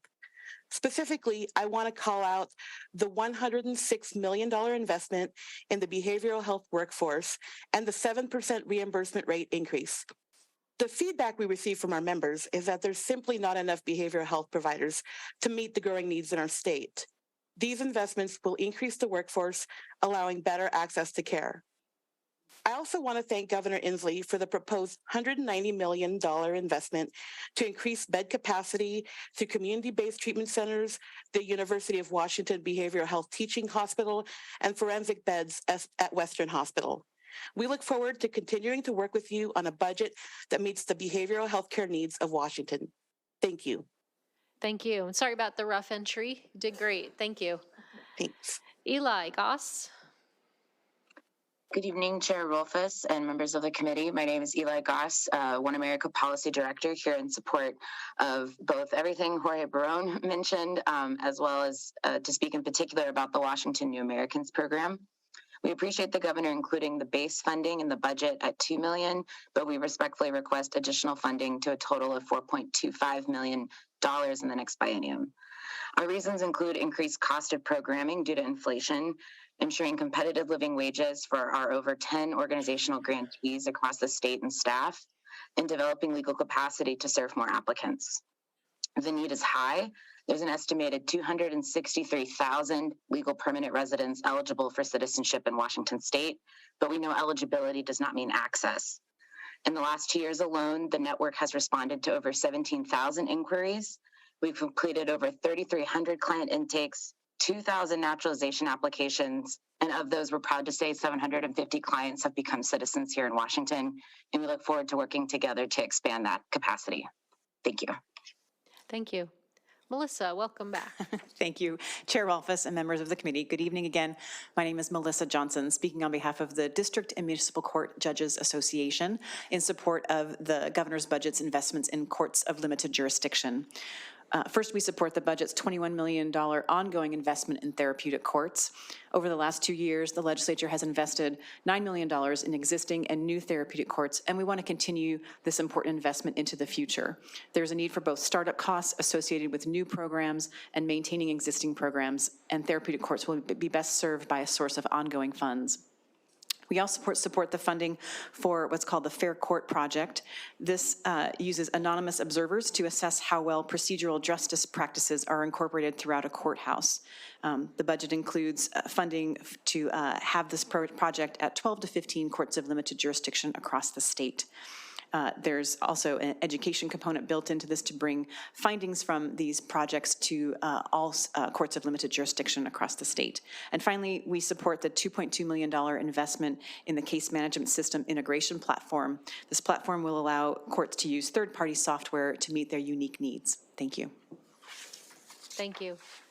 Next up online is Ken Roski, and then Mary Ellen Stone, Rogel Guillermo, Candice Bach, and Alexandra Olens. So Ken, please go ahead. Good evening.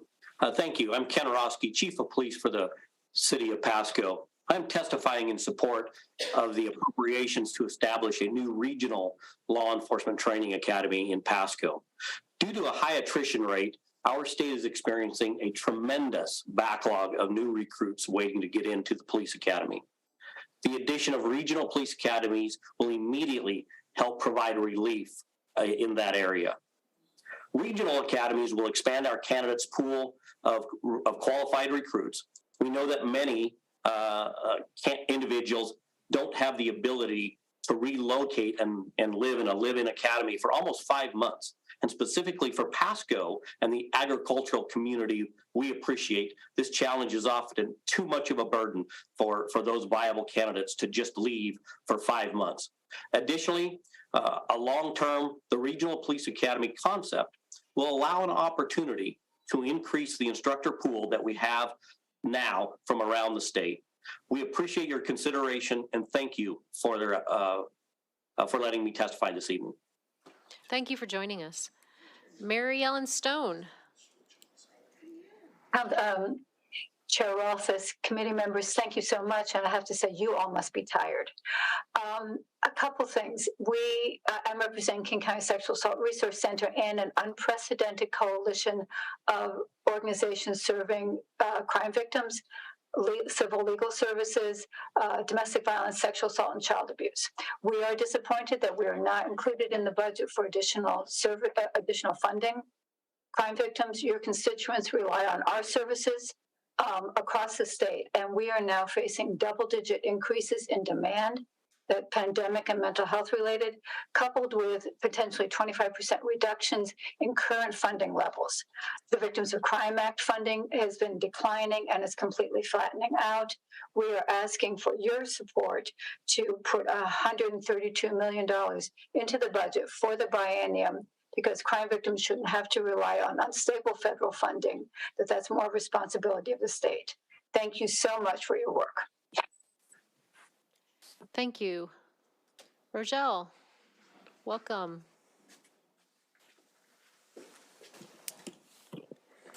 Chair Rolfes and members of the Ways and Means Committee, my name is Guillermo Rogel, and I'm the legislative advocate with Front and Centered. It's okay, Senator Rolfes. Our members are eager to work with you as we build a state budget that adequately invests in our needs of our overburdened communities and centers environmental justice.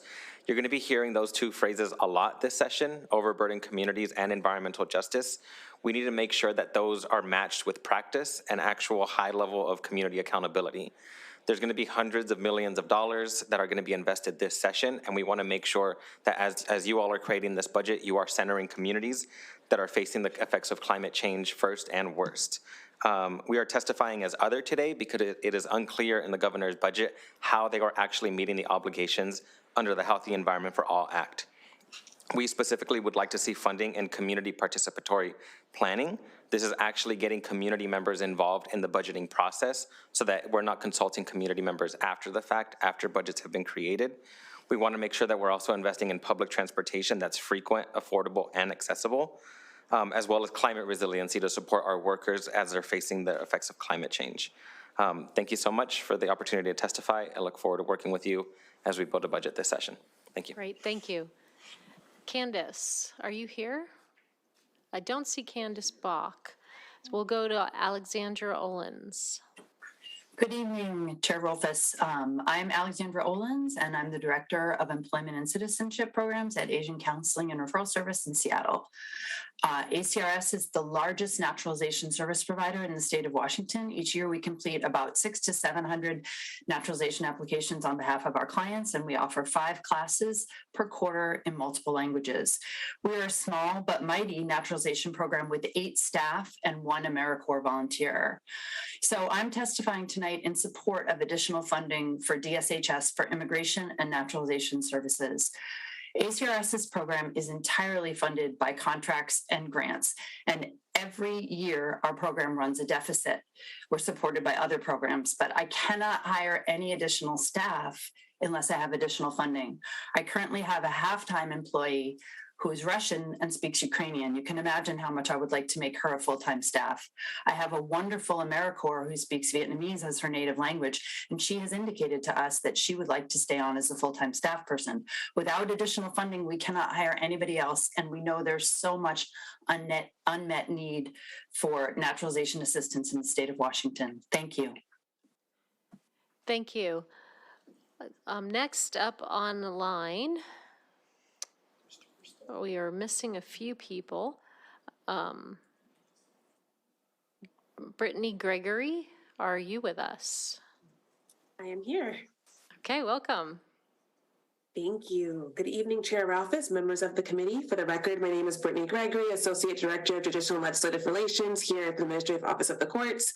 I just want to say we're here today to speak in support of the governor's budget, and also just to say thank you. The legislature gave us a lot of funding to not only create new therapeutic court programs in the CLJs, but also address a lot of the staffing and retention issues that we were having over here at AOC. So thank you for partnering with us in those. Chris Stanley, my colleague, will focus on some of our main priorities, but I quickly want to talk about the Data for Justice package. The items in this package are really needed to ensure that we are moving towards equitable justice. It's about $3.3 million and will enable AOC and the Washington Center for State Court Research to work directly with local courts to use their data to examine and improve court performance and outcomes. I really quickly wanted to highlight that this package includes funding for the judicial needs estimation, which is how the courts know when additional officers or digital staff is needed, and how we know to let you guys know that those things are needed. So very important for the courts and very important for the legislature. So thank you for your time, and you all know how to get a hold of me, and I'm happy to answer questions over email. Thank you, Brittany. I was told that Christopher Stanley isn't here, but let's give him another chance. Are you here, Christopher? I'm here, Senator Rolfes. Oh, good. Okay, welcome. Thank you, Chair Rolfes and members of the committee. Good evening. I would like to start my remarks by thanking you profusely for your historic investment in our court system last session.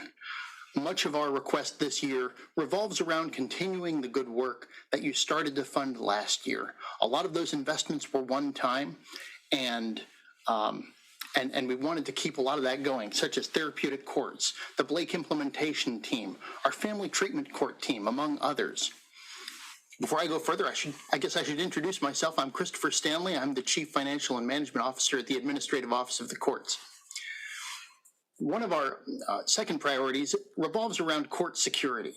We heard loud and clear last year that there wasn't a lot of interest in fully funding at the state level court security. So we came back with a matching grant program aimed at small and rural court systems. And we're hoping to talk to you more about that individually, about the structure that we've developed to award those funds. And finally, we've talked about this a little bit, but I want to mention the JIS account. It's how we fund the entire IT infrastructure of most of our court system. And it's funded solely with traffic fines and fees, and it has taken a hit on revenue. Traffic fines and fees are down 50%, and we want to continue working with you and your staff closely to come up with a permanent solution to that revenue problem in the account. Thank you for your time. Thank you, Chris. Next is Sophia Bird McSherry. Are you here? And Mark Johnson. And while we're waiting for those guys to come up, I'm going to call on Mike Battis online. Hi, thanks for having me. My name is Mike Battis. I'm the president of the Washington Ambulance Association, and we're signing in pro for the HCA budget request to increase ground ambulance transportation funding. We haven't seen an increase in funding since 2004 from the state of Washington. As you can imagine, things have gone up a little bit in the cost of doing business. The most vulnerable citizens in our state rely on ambulance services. They rely on the Medicaid system to provide those services. And without this much needed relief, we're putting those citizens at risk. It's almost a daily occurrence that we do not get full reimbursement for the services that we provide. And that's a losing system. There's major ambulance agencies in the state of Washington that have had to pull out of the state of Washington due to dismal rates. This doesn't fix all the problems, but it goes a heck of a long ways, and it's the biggest step we've seen in almost 2 decades. Thank you. Thank you. Sophia.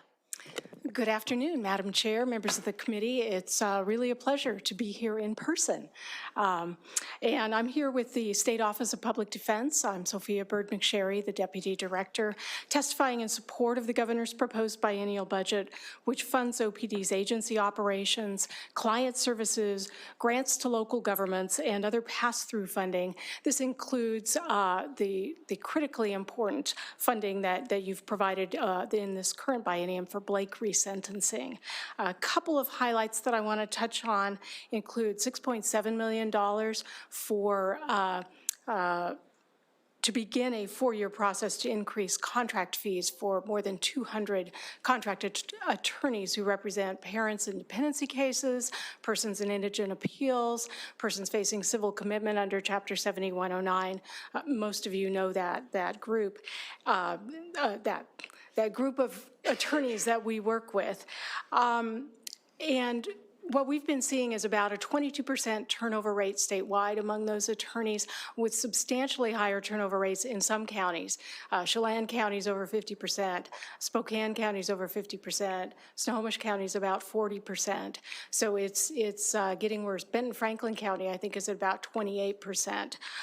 We also have an issue with our contracted attorneys not receiving the same resources and support from the state as the state provides for assistant attorneys general. So an AAG who has to essentially prosecute a case is getting about 40% more resources in terms of funding that supports their salary, benefits, all of their office resources, and including staffing. Our contracted attorneys have to pay all of that out of their contract fee. Second item that we're requesting, and I think you'll hear more about from another testifier, is about $3.4 million to continue and expand funding that was initiated last year by Senator Robinson to provide pre-filing representation of parents before a dependency case is filed to help them not lose custody of their children, not get involved in a dependency and cause that burden on the state. And then lastly, I'll just touch very briefly. We are asking for $10 million to provide innovation grants for counties and cities so that they can implement best practices for public defense and other improvements in their public defense services in their local criminal justice systems. Thank you very much. I ask that these items would be continued or included in your final budget along with the other operating costs for the office. Thank you. Thank you. Mark. Good evening, Madam Chair, members of the committee. Mark Johnson, representing the Washington Retail Association, here today to support the governor's proposal to fund the Organized Retail Crime Task Force within the Attorney General's office at $2.2 million. We would encourage the committee to consider increasing it to the full request of the AG to $3 million. Organized retail crime is a huge growing problem. It's getting more and more dangerous and more costly. Just last year, my members lost about $2.7 billion, and these are becoming very violent towards our customers, towards our employees, and to our owners. So we encourage the committee to include that funding in your budget. Thank you very much.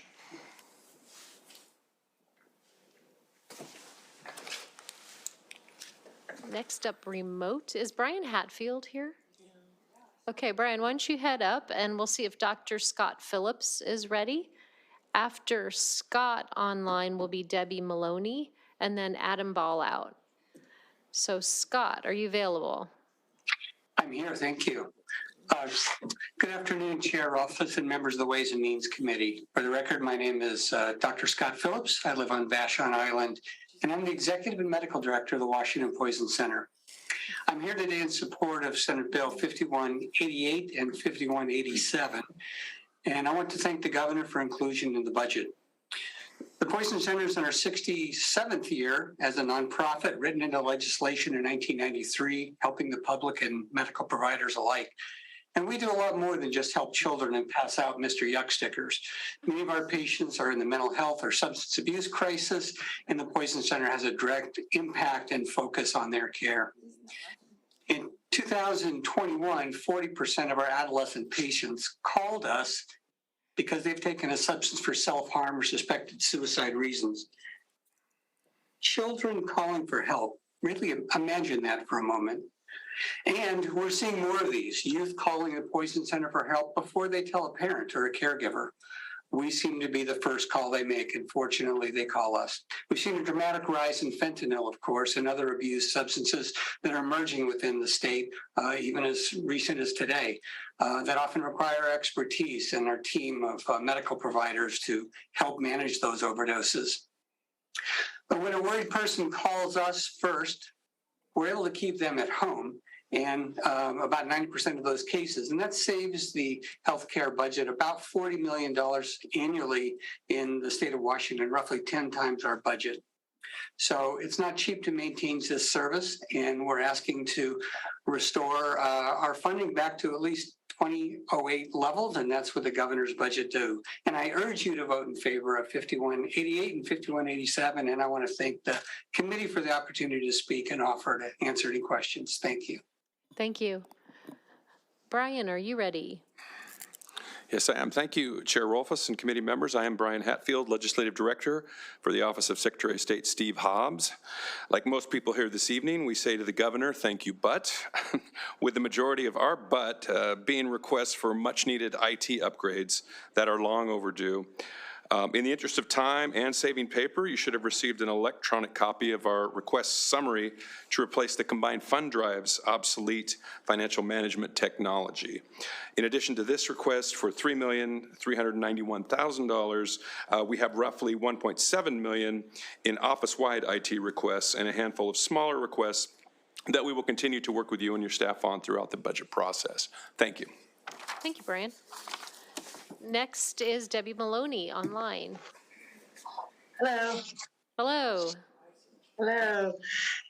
Chairwoman Walsh and committee members, thank you for allowing me to participate in this hearing. I'm here today to ask that you do not fund the $600,000 requested by Washington State Parks and Recreation Department for the development plans at Miller Peninsula State Park. Miller Peninsula State Park is a 3,000-acre second and old-growth forested area. Its forests, wildlife, wetlands, and coastal environments are intact and provide a necessary carbon sink on the Olympic Peninsula. State Parks is using 20-year-old plans for their development proposals. Their plans are inadequate with any specificity regarding the aquifer, fire, traffic, habitat destruction considerations. Their plans, Their plans do not reflect any current scientific thinking around climate changing issues, which we are all facing. They must include a fourth planting option in the natural forest area that reflects the conditions of our ever-changing climate. I urge you not to fund the state park's budget request for Miller Peninsula State Park. Thank you. Thank you. Thank you for joining us, Debbie. Thank you. We next have a panel of people that signed in from the first clinic, but I think that the only person who's going to testify is Gina Wassermiller. So Gina, if any other members of your team are here, let me know, but you are the first one up. Thank you. Good evening, Madam Chair and members of the committee. I apologize, but my team did have issues with Zoom, so I will be testifying for myself and Adam Balut. I do have Jennifer Justice with me in person. Is she able to testify after me on this link? Oh, that's a great way to solve that problem. Yeah, sure. Perfect. Thank you so much. My name is Gina Wassermiller from the First Legal Clinic. I am testifying in support of the governor's budget. FIRST stands for Family Intervention Response to Stop Trauma. The trauma being unnecessary separation of newborns from their mothers at birth. At first, we provide legal representation and support families in crisis. We address safety concerns before they escalate to court involvement. We do this by offering a skilled child welfare attorney to the parents before their child is born. Then we connect them with parents with lived experience. We connect them to the people they know what they are going through, that understands the fear and distrust of systems, the shame of using substances while pregnant, and past trauma of having a child removed. As I sit in front of you today, as the first clinic parent ally, you no longer see a mother who is homeless, in active addiction, hiding from the reality of drugs. You no longer see a mother living in shame and guilt. As the parent ally with the First Legal Clinic, I am the person I wish I had in my personal journey.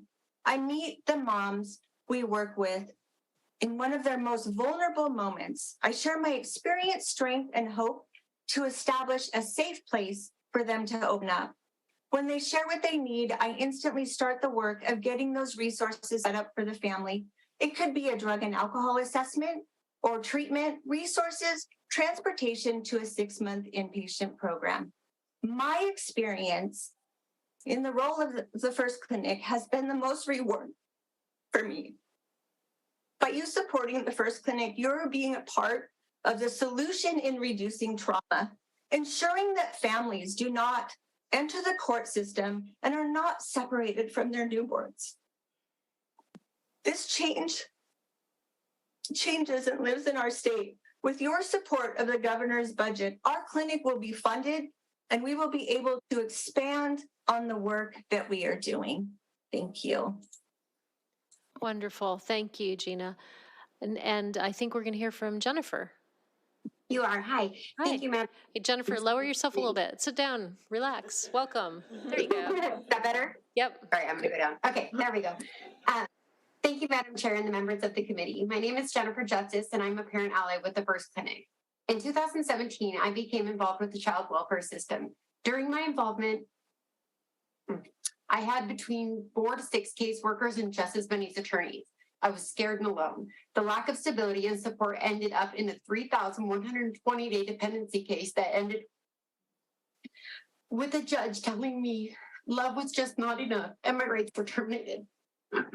Losing my children was the most traumatic experience of my life. And again, in 2020, I became involved with the child welfare system. I was scared and untrusting, but I received a referral to the First Clinic and it changed my life. For the first time, I had a voice. People who cared about me as a person and a mother.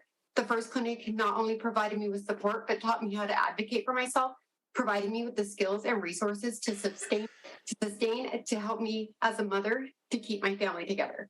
With their help, my involvement with the child welfare system lasted 180 days and was trauma-free. The First Clinic was not only there for me during the scariest and hardest times of my life, but also during the best part of my life, my future. Now, a little over 2.5 years later, I'm a parent ally with the First Clinic.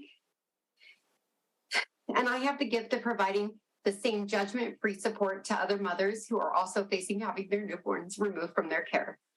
I guide these mothers during very fragile times and watch them come out on the other side with their children, confident, shame-free, and full of happiness. The First Clinic is an upstream care that all mothers deserve, and I'm so proud to be a part of it. Thank you. Thank you. Is there anybody else from the First Legal Clinic coming to join us? Unfortunately, their links didn't work. So thank you for this opportunity. Great. You two did a great job. Thank you very much. Have a good night. Okay. Thank you.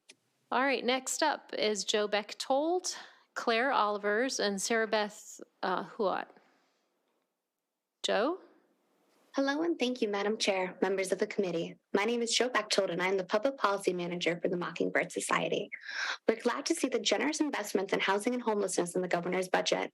We're glad to see that all of our funding for Mockingbird families was in the budget, including the portions related to the DCYF DS settlement decision package. We're so pleased that the governor has recognized the success of the statewide Mockingbird family model.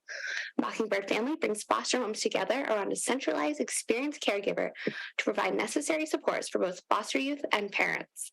We're excited to see the full $4.5 million for Mockingbird family investments and hope the Senate and House budget reflect the same investment. We also encourage lawmakers to make investments into extended foster care program, including an increase in SIL payments from $850 a month to $1,200 a month, to ensure that young adults do not exit into homelessness and ensuring a nurturing home for foster youth. It is our belief that these children are crucial for meeting the needs of youth and young adults in the child welfare system. Thank you. Thank you, Joe. Claire? Chair Rolfes and committee members, my name is Claire Olivers. I'm the president of the Retired Public Employees Council of Washington, and thank you for working such long hours today. We're very grateful to see funding in Senate Bill 5187 for a one-time COLA for our PERS and TERS Plan 1 retirees, the oldest and in most cases, longest retired state and local employees. That funding supports a 3% COLA capped at $110 per month, as recommended by the Select Committee on Pension Policy. And we are eager to see you keep that funding in whatever budget comes out the other end of the long process of putting a budget together and modifying it and redrafting. As you know, very few of the Plan 1 retirees have a recurring COLA, and it's these occasional ad hoc COLAs that keep them afloat. So thank you in these inflationary times for keeping that money in the budget. Thank you, Claire. Next is Sarah Beth. Thank you, Madam Chair and members of the committee. My name is Sarah Beth Hernandez-Hewitt. I've been a practicing attorney since 2007 and have been contracting with the Office of Civil Legal Aid for almost a decade. I'm strongly in favor of OCLA's compensation adjustment for child representation attorneys. We are substantially underpaid for the valuable service we provide our clients. None of us do this for the money. We love this job and the tangible and real differences we make for our clients and the support of OCLA's training and membership. But the current compensation rate is insufficient. It does not adequately cover our costs. It does not support recruitment and retention of high-quality, dedicated attorneys. Absent a compensation increase, the child representation program will face unacceptable rates of turnover, which hurts already distressed foster youth. Children in dependencies are already marginalized and deserve the highest quality of representation to advocate for them and give them a voice in the legal proceedings that may affect them for the rest of their lives. I thank you. Thank you. We are now going to go, I have 4 people signed in who said they were going to testify in person, and I should have called them up earlier. Greg Link, Jason Schwartz, Anthony Powers, and Laura Zarowaski, come on up. And while they're coming up, it's not the end though. Yeah, sorry. Thank you for sticking with us. We have 2 people online, Alexandra Deese and Cesar Torres. Alexandra? Thank you, Chair Rolfes and members of the committee. I'm Alexandra Diaz with the Equal Justice Coalition, representing civil legal aid providers, stakeholders, and clients from around the state. I appreciate the opportunity to testify in support of the funding provided to the Office of Civil Legal Aid and Senate Bill 5187. Particularly important is OCLA's appropriation for basic civil legal aid services, including a vendor rate adjustment to protect existing client service delivery capacity at the Northwest Justice Project and subcontracted volunteer attorney and specialty legal aid providers. In the wake of the COVID-19 pandemic, civil legal aid providers have experienced a significant increase in demand for civil legal assistance across the state, while simultaneously struggling to maintain the capacity to provide these services in a time of high inflation. This appropriation is essential to ensure continuity of collective capability to maintain the capacity to provide these services. The civil legal aid community is committed to achieving justice for all, and we are very grateful for the legislature's strong support. Thank you. Thank you. Cesar? Thank you very much, Chair Rolfes and committee members. I am Cesar Torres, Executive Director of the Northwest Justice Project, the statewide provider of free civil legal aid services to low-income families and individuals. I too am here in support of the Office of Civil Legal Aid requested appropriation in the governor's budget, and specifically in support for maintaining the existing basic civil legal aid service capacity through the vendor rate adjustment. Maintaining basic legal aid service capacity is essential to the safety and well-being of thousands of people in poverty who each year are forced to turn to the judicial system to protect themselves and their families. Among the many legal problems basic civil legal aid addresses are domestic violence, medical debt, access to health care, unlawful debt collection, foreclosure, homelessness, and employer and landlord abuse. Maintaining access to legal assistance and representation is also crucial to vindicating the many important rights and protections enacted by the legislature. We do this through our toll-free hotline and 21 office locations serving clients across the state. Thank you for your support to maintain basic civil legal aid client service capacity in this session, and thank you so much for your time today. And thank you for joining us patiently. All right, thank you. Maybe our last panel, so wow us quickly. Good evening, Madam Chair and Ranking Member and members of the committee. My name is Greg Link. I'm the director of the Washington Appellate Project. It's a statewide office of appellate public defenders representing individuals in every county in this state. I'm here tonight to speak with my appreciation for the governor's inclusion of the budget for the Office of Public Defense in its budget, but as you've heard from others, it's not quite enough. That budget contemplates it's part of a 4-year implementation cycle, and I challenge you to try to close that gap in 2 years. The attorneys in my office, we appear in courts across the state, and every time we appear, we know we're fighting for the rights of a fair justice system for our clients, but we also know that our opponent across the aisle in every case is making more money and is better resourced than us. It presents a significant problem in my ability to recruit and retain qualified attorneys that have been champions and at the forefront of doing things such as attacking crippling legal financial obligations, pushing back against racially disparate sentencing outcomes. So I ask you to attempt to close that gap in 2 years and not the 4 years that the state asks, that the governor's budget contemplates. Thank you. Thank you all for the opportunity to speak today. I'm Jason Shores. I'm the director of the Snohomish County Office of Public Defense, and I'm also the chair of the Washington State Bar Association Council on Public Defense, and I'm also here today in support of OPD's, the governor's budget relating to the Office of Public Defense.